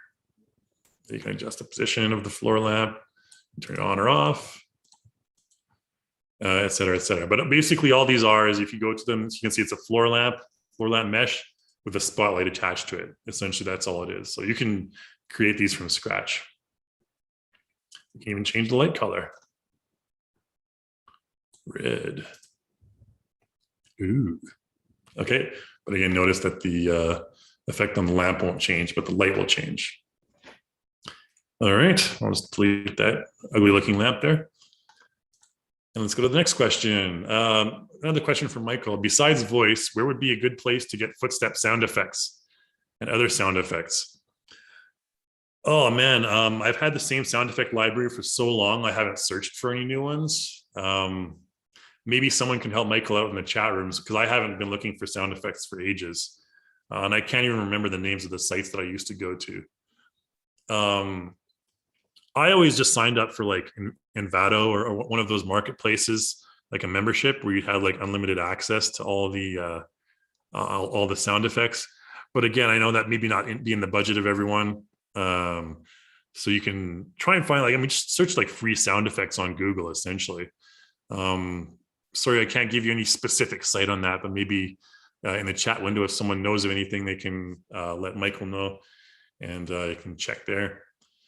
I'll go on to the next question here though for now. HWT, please share the link to this recording. Yeah, we're going to send out the link of this recording to everyone. So don't fret if you missed anything. I know I went really fast, especially for a beginner webinar.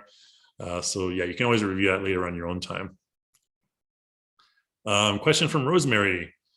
Do we choose look at when we want a light to follow along with a character? Yes, absolutely. So the light look at I showed earlier, say for example, if you have a character walking across a stage, like a performance or something, you obviously want the spotlight to follow that character. So in that case, you use the look at feature like I did earlier. Mark's asking, where can I download this webinar? This will be on our YouTube channel. You can watch it for free on our YouTube channel, and we'll also send you guys out a link that you can watch later via email. So don't be worried about that. No worries. Rosemary, very inquisitive. Is there a rendering of a CC3 character in Omniverse tutorial anywhere? Not iClone, just a static CC3 character? Yeah, we have a number of different tutorials. I mean, you can even just search iClone Omniverse, here, Omniverse. There's also an Omniverse product page. So here's a bunch of tutorials here from third parties as well. Solomon Jagwe is in Africa, really good developer and artist. And here's some that I've done, a whole bunch of them. Yeah, but let's see. We go to Reallusion, whoops, illusion.com. Where would you find it? Our site is kind of complex sometimes. I'm not sure if it has its own site here. iClone, the add-on, whoops, the Zoom stuff is in the way here. There's, you can go to learn tutorials. I'm just seeing if there's an Omniverse page. It's probably from the main page you can get there. But anyways, you can go to learn tutorials from iClone, and there'll be ones for Omniverse, I believe, here. Either under pipelines. Yeah, there you go, Omniverse. I'll throw this to you in the chat window. Just so you're aware, where's my Zoom panel? Oh, there it is. Shoot. Okay, there's the Omniverse tutorials in the Zoom panel.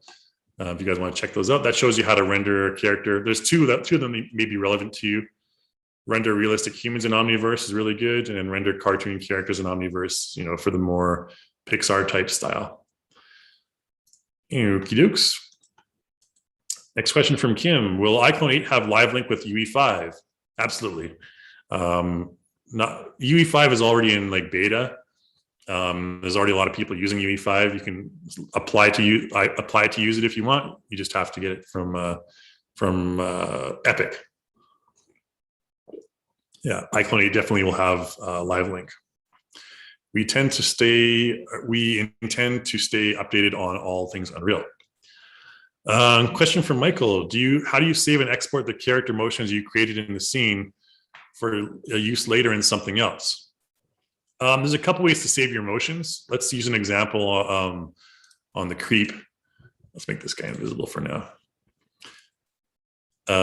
We need to do that at the very beginning. So let's take a look at the creeps motion, for example. Press F3 and go into the timeline. So I'm just moving my zoom panel up there. You can close down Visime and open up our motion track. There's a couple things you can do. What I can do is I can click on both these ones here. I can right click and I can merge these clips together so that they're one clip. Okay. If I don't want to merge them, because when you merge them, you're not going to be able to, well, you're going to be able to separate them again, but they'll be there may be some things that you won't be able to edit anymore. Just like, specific motion key edits and stuff like that, which I won't get into. But if I wanted to merge clips, I can merge the clips and save them. Another way to do it is you can click and drag in your collect clip track right here. And when you do that, you can right click. Let's make sure it's this long, whatever, doesn't matter. Right click and select add motion to library or add gesture to library. So now if you want to add the body and the facial animation together, then you want to add motion plus to library. Okay, so let's do that. We don't need to worry about constraint. We don't have any constraints, yada, yada. Okay. So we're just going to save this to our desktop as walk stuff. I don't know, whatever. Or you can save it to whatever folder you want in iClone as well. Now let's go back to frame one. Let's find our dummy, motion dummy. Let's make him visible again. And let's go to our desktop and walk stuff. There we go. Click and drag that onto our character. There you go. So now the dummy will have the exact same motion. And you can see it also has the look at. Okay, so it keeps those look at constraints.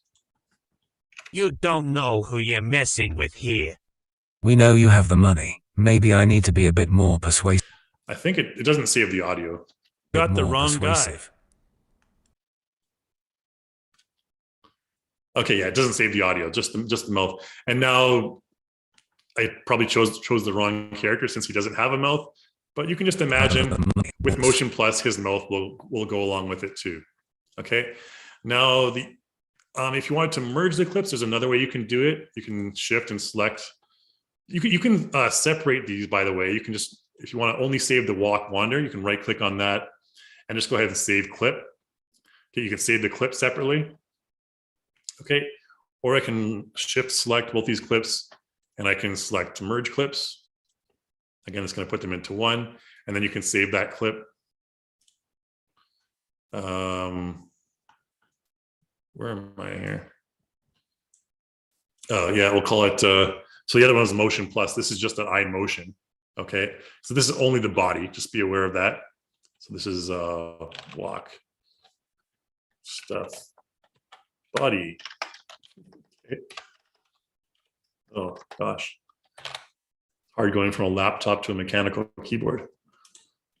Okay, so this will be the exact same animation.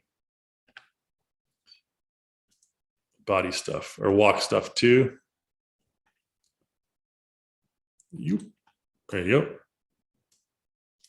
Okay, there you go. Oh, you don't yes, know. now keep in mind, this is a very important distinction that I kind of forgot to mention about.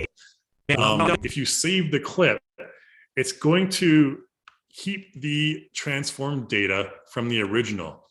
Now, in that case, this means our character is walking sideways. Oh, let's get rid of that stupid. Okay, just like this. So notice he's still walking, but his root position is changed, okay? So that's something to be aware of using the collect clip versus the save clip format, okay? Just be aware of that.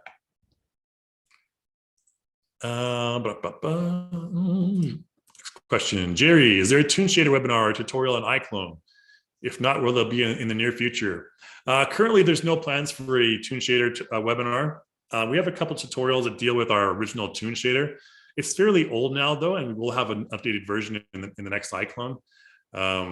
So probably just hold your horses until then, I think, because the Toon Shader in iClone 7 is from iClone 6, actually. It's a few years old now. And the results are fairly decent in some cases, but there's definitely better out there. Next question from Finn. Oh, with Jerry's question, video buffering. Oh, yeah. So, well, the choppiness. Yeah, generally, when we have the video on YouTube, there's not going to be much choppiness, I hope. If you're experiencing some choppiness in your connection, apologies for that. I have the fastest internet connection that's available for me. But yeah, apologies if there's any choppy issues with the visuals here. Next question from Brian here. When animations are quick, how to keep the hair from stretching very far under fast motions? So hair contains physics. Most hair pieces contain physics. If you select your character's hair right here, for example, and go to modify and go to physics right here, there's some physics properties under hair. You can choose these like sport or spiked. If you find your character's hair is too floppy, then just choose something like spiked or sport.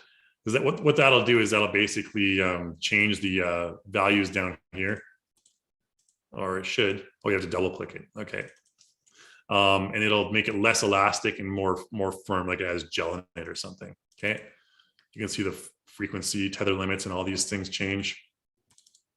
Okay. That's just a way to fix that really quickly. I won't go into a lot of detail on physics because it's annoying to me. Next question from Brian. Will you do more training with GoZ and Substance, ZBrush or Maya, specifically for monsters? I really want to. Unfortunately, I'm about as talented with sculpting. I don't know. I can't think of an analogy for that right now, but not very talented with sculpting. But we're looking to actually invite possibly some professional guests to do webinars for that type of stuff. So you can look forward to that, I think, in this year. Hopefully we'll get some, guest artists to come in and show their workflow with GoZ and Substance. We do have some tutorials online that I'm pretty sure that you've already seen, that you're aware of. But yeah, in terms of future training for that stuff, if there is demand for it, we'll certainly invite more people. So make sure you put that in the survey that we send out in the next, that we're going to send out after this webinar to you guys. If you want to learn more about GoZ and Substance, like have a guest speaker in, that'd be awesome. I'd love to do that. And yeah, so hopefully that answers that question for you there, Brian. Benjamin asks, will there be a live link for Omniverse and iClone? We're working on it. That'll be something in the near future here. Thanks for the question, Benjamin.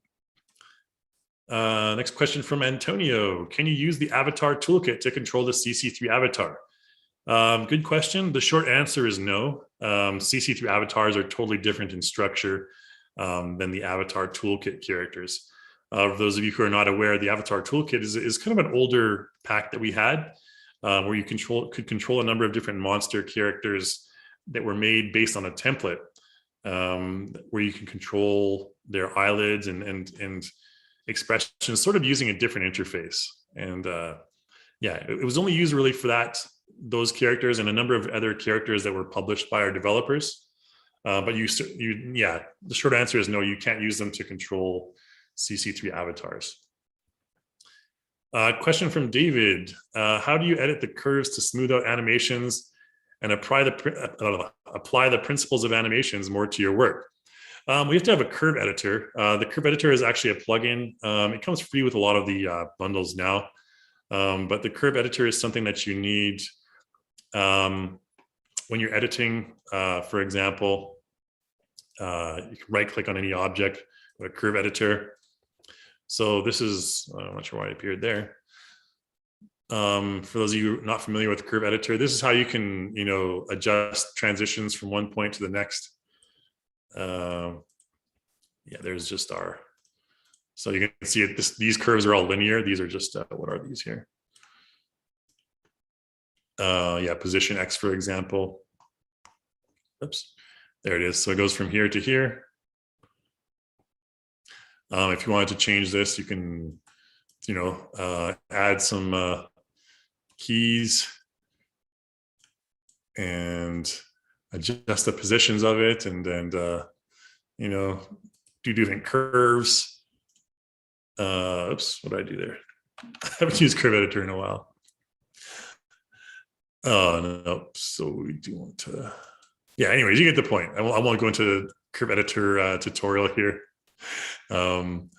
But yeah, there's a lot of fun stuff you can do here to mess around with it. I'm not sure what I just did.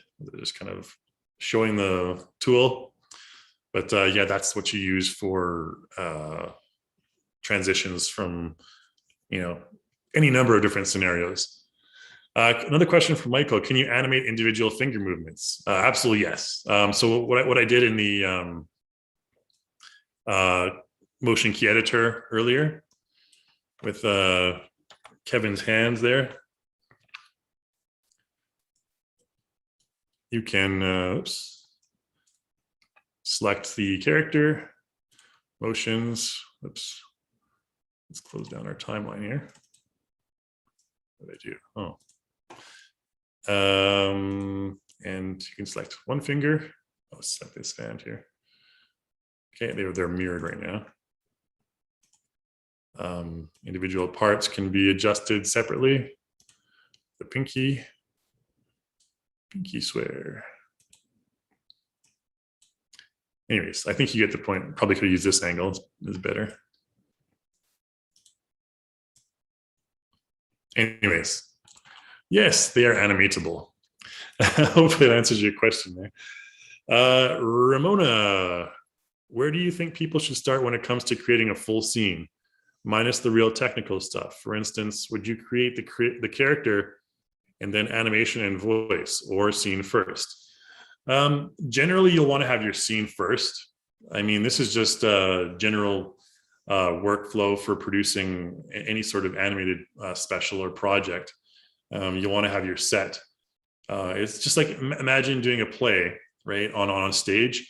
You want to have your stage set up so that your characters know where to step, what to look at, where to go. So yeah, you definitely want to have your stage, your scene set up first, and your character and everything else like that can be animated, and the script and everything can be finished up later there. Question from Antonio: what are the benefits of paying for iClone over UE5 and Blender that are free when iClone seems to be lacking a bit? iClone is not too expensive, first of all, in terms of costs, when there's other CG tools out there, like you're paying monthly fees for a lot of the other CG tools. Of course, yeah, UE5 and Blender are free, as long as there's no commercial usage there. There's all just different, basically, pricing strategies and ways of going about things. Like, we've always kind of resisted a subscription fee, like a monthly subscription. Instead, we offer, just the one perpetual license, which you get free updates for the entire version. So iClone 7, I think, was launched, 2017. So, I mean, it's almost been 5 years, and all the updates over those 5 years have been free. And I mean, you pay that like $100 something, for that one purchase at that time. And then, of course, you can add on whatever stuff you want. It's really up to you. So we try to have a more flexible pricing in terms of that. But yeah, I think it really depends. iClone has really good motion tools. I kind of demonstrated those. It depends on what you're looking for. It might not be for everyone as well. If you have a lot of time and a lot of money, then probably you want to stick with something like Motion Builder or Maya or whatever production stuff fits your fancy. I think there's no real solid answer. Everyone has different requirements, and it's not going to be for everyone for sure. Okay, question from Thomas. Root motions, just copy the root of the first motion to add a new motion to it. So with a root motion, there's going to be a new root position that's generated at the end of the root clip. Just be aware of that. Okay, so at the end of the root clip, you want to generate a new position. You can't just copy the root of the first motion because you can copy the keyframe position, and I'll show you what I mean here really quickly. I don't want to get bogged down into too much animation detail here, just because there's a lot of other questions here I want to cover, like 22 questions here. What I mean by that is when you apply the motion, let's go to our the creep character here. There we go. Docker timeline.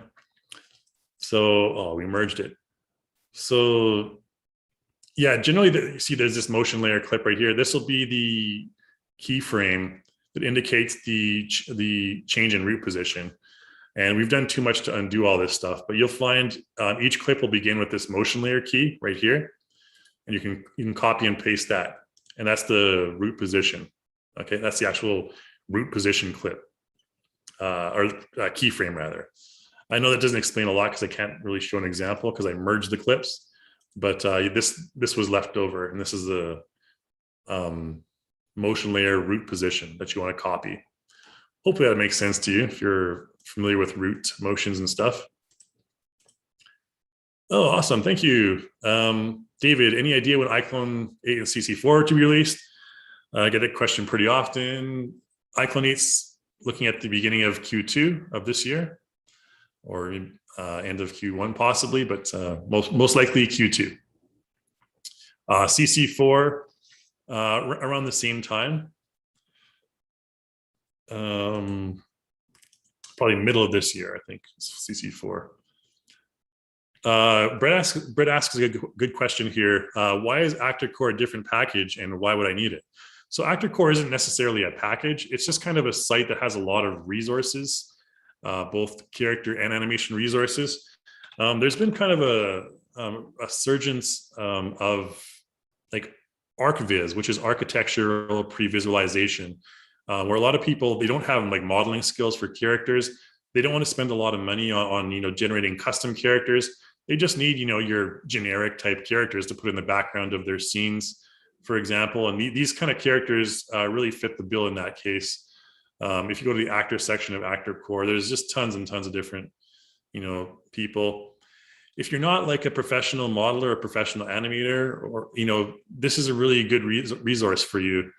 You can like buy all these characters, you can keep them forever, and there's all sorts of different types, categories here, for all sorts of different scenarios, and they're very realistic too. They look really good, especially in things like Omniverse and Unreal, and yeah, you can kind of pick and choose whichever ones you want.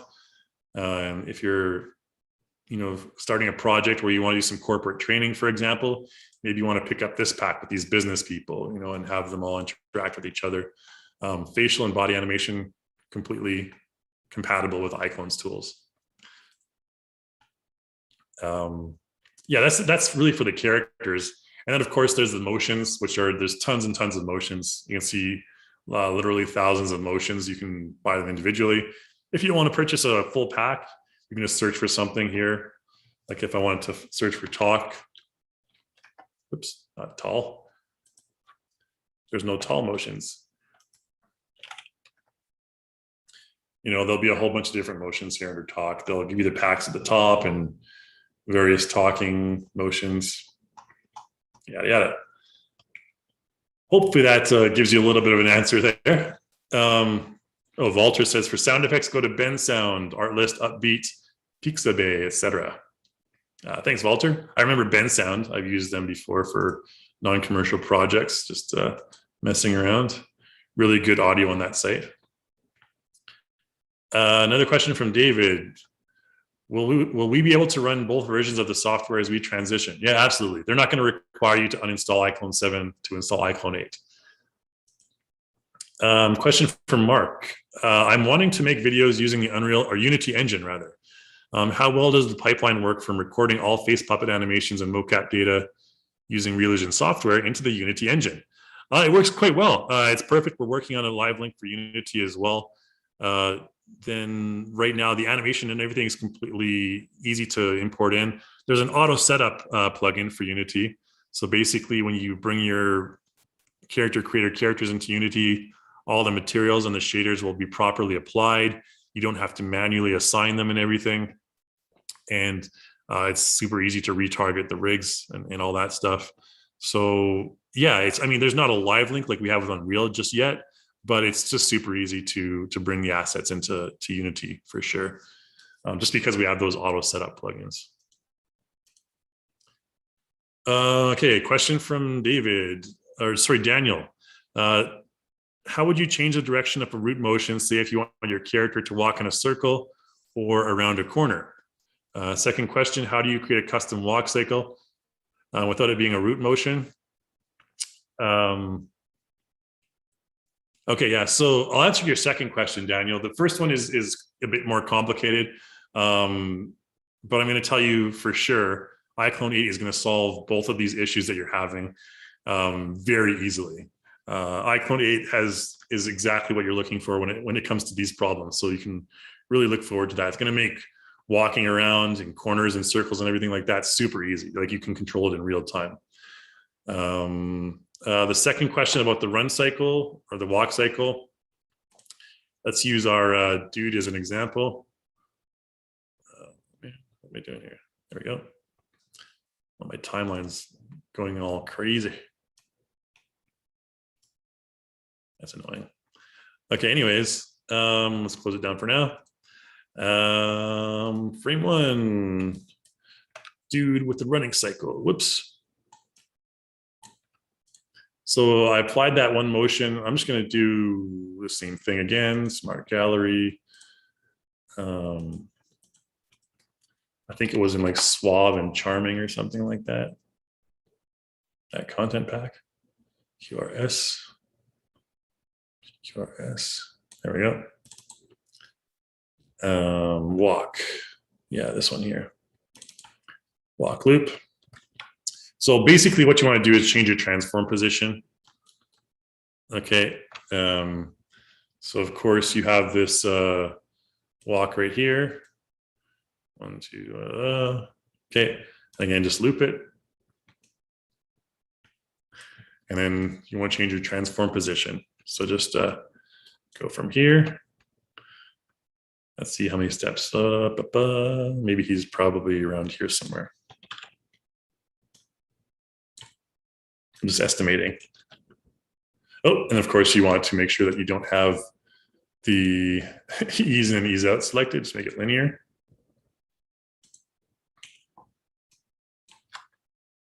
Oh, that's way too slow.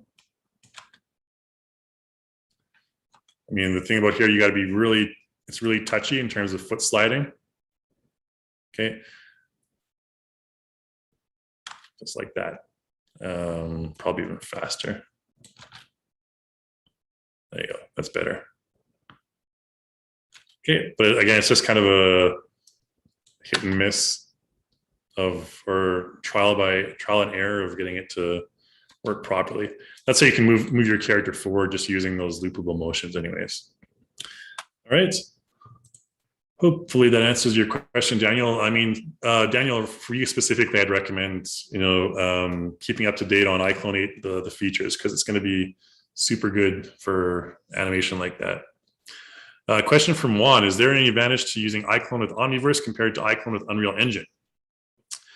So Unreal Engine is obviously a game engine. So if you want to have anything interactive, you want to create an actual interactive game, you certainly want to use Unreal Engine. However, if you want to get the quick and easy import and high quality render, use Omniverse, because Omniverse is fairly simple and it's got really high quality shader rendering and shaders. So you'll get a very, very good visual result very easily and very quickly from iClone. If you don't want the interactive element, then use Omniverse. But if you need interactive elements, of course, you want to use Unreal Engine or Unity or whatever. What's the Lumberyard, the Amazon one? Anyways, another question from David. We're going to kind of cut off soon here, guys. I'm trying some golf animations for PGA Hope program, and I can't figure out the way to parent the golf club to the hand to make the animations move realistically. That's sort of something that you may need to troubleshoot. The reach target is going to be the best way to do that, for sure. Now, with a golf club, just since there's such a long range of motion, you know, the golf swing is quite the long arc. You need to worry about rotation of the reach effectors as well as the position. I'll just tell you that much. I don't have time, unfortunately, to go through the whole process of doing that right now, but yeah. Reach effectors are going to be your friend in that case, David. Okay, another question from Daniel. Why do the curves only show up on motion clips, but are not visible when you're doing keyframe animations? You can use curves for both motion clips and keyframe animations. There's something called time warp. You can see time warp here. It says time warp linear on a clip. If you right click on the clip, there's time warp right here. There's your basic time warps. There's also transition curve presets you can use. Okay, that's for when you're using a clip. Okay, you can also use the curve editor. So it should show up on both. I'm not sure why it wouldn't be. So the only thing that keyframe doesn't have is time warp, and that's because it's just one frame. Hope that answers your question there, Daniel. All right. Thanks, Ramona. Glad to be of service. From Brian, how do I get the window to shatter? Is there a place to learn about that? There's a prop set or a content pack that includes like destructible props. It's been such a long time now, I can't remember what it's called. But you can search in the content store for like destructible props, or I think it's called that. What's my window doing here? Oh, sorry, my iClone's getting all fiddle faddle foo. By the way, if you want to reset your workspace, you can go to Window Workspace and just set Standard or Windows Workspace and full screen animation. I tend to use the animation one, but me viewport I never need. And I just put the real live link over here. There you go. And that resets everything. But now it's on the right side. There you go. What was I looking for? Yes, destructible props, because I was looking for stores, content store. There's a lot of cool ones on this. There's like even destructible roads and stuff. I think it's called destructible. I could be totally wrong with this, but okay. So yeah, there's some destructible stuff, and the full pack is called. Oh man, maybe it's not called destructible, but there's some stuff. Oh, special effects. Yeah, special effects volume 3 destructible building. I know there's another one that's really cool. This one has windows that shatter and all kinds of stuff. But yeah, search for this one. Here's breakable tableware, for example. Maybe search for breakable. There's bottles you can shatter and stuff. They're pretty cool, and they're all physics enabled, so the pieces like shatter everywhere and stuff. Yeah. Just search for destructible or breakable in the content store there. Rosemary, is there any way to animate toes similar to fingers? Not at the moment, unfortunately. We don't have the toe movement. The toes do have bones, though, so I assume that I've actually never animated toes. I'm just kind of realizing that right now. See if I can delete this guy's shoes. Now he's barefoot, the poor guy. I'm pretty sure you can animate them manually. Oh man, the zoom thing's in the way all the time. Not using the edit reach, oops. Not using the edit motion layer tool. Not the individual toes anyways. No, I don't think you can. I don't know if you can.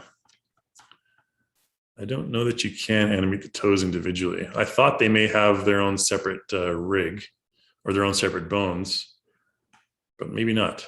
Sorry about that. Next question from HW Tay. Hair from pre-iClone 6 flew off when physics is turned on. Is there a way to fix this? Yeah, I kind of showed that a little bit earlier. The hair physics. Again, physics can be a very fickle mistress. It's really strange sometimes. And there's a lot of things I can talk about physics. But again, I want to get through the last couple of questions here, and then we'll end off. If you guys have more questions, you can always fill out in the survey form or else email me as well, kai@religion.com. I'd be happy to answer more questions there. So Raymona asks a good question. Is it really necessary to use so many different platforms? For example, Maya, DAZ, etc. Is it possible to start with only iClone and create with it? Yeah, it's absolutely possible. Again, Maya's been around for decades, so it's there's a lot of detailed stuff in there that you can do that iClone can't do. But in terms of animation, in terms of character animation, I would say iClone is really all you need. Obviously, except for just the aforementioned toes there. But if you have a character with toes, then you're able to animate the toes individually. I'm just trying to think. What am I doing? No, yeah. But yeah, in terms of is it really necessary? That's a hard one. It really depends on what you're doing. Generally, different programs specialize in different things. What iClone specializes in, I think, is sort of like animation and motion capture, and kind of it has a very quick and easy pipeline with a lot of different tools like Blender and stuff. The facial animation in particular, the lip syncing, these things that I kind of showed you in the last hour are some of iClone's strengths. So I'd really recommend, if you're interested in doing what I just did, for example, yeah, iClone I think is a good investment. I may be biased, I maybe just work here, but I think it's pretty good. And I've used all those other tools as well. And iClone, the learning curve is fairly low as well. You don't have a crazy learning curve like Maya, for example. That's just like my opinion, man. Next question from Juan. It would be good to find a way in the future to edit ActorCore characters in CC4. Yeah, we're working on that for sure. That's something that we're looking forward to. Juan, good question. Brian, is there a place to go for more clothes for the character other than the content store? Yeah, you can go to the marketplace as well. Marketplace is similar to the content store.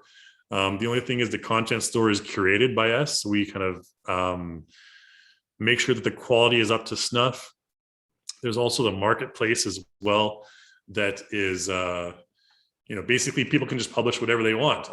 Obviously not within limits. We're not going to, it is created a little bit, but here's your marketplace right there. Okay.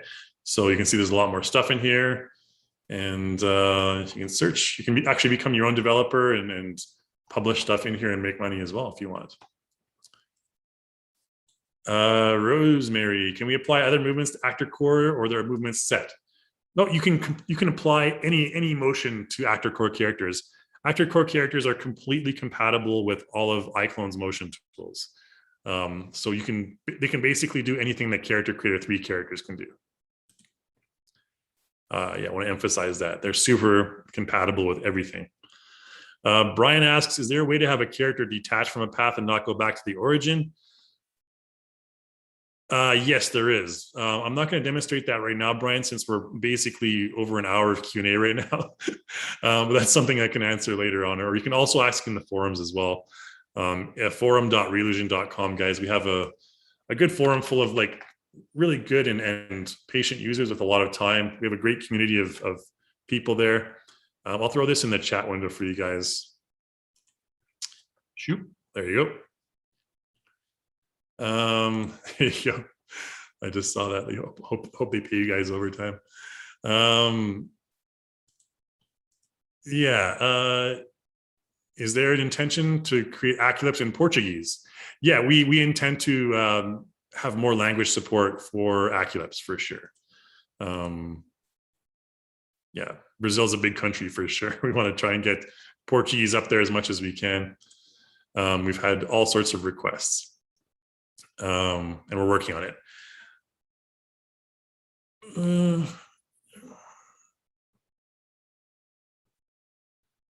Oh, so Daniel, kind of clarifying about your curve editing between two keyframes and the motion track. I believe they didn't have that a long time ago, but I believe they do now. We just there's just a transition curve presets, not the curve editor right now.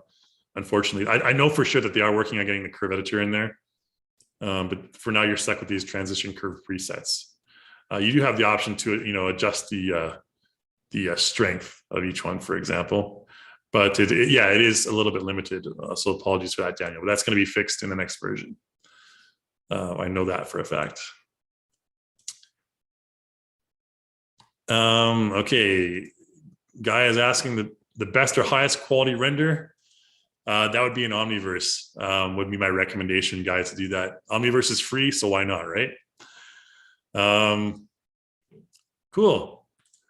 All right, that's it for the questions. Thanks, Walter, for the compliment there.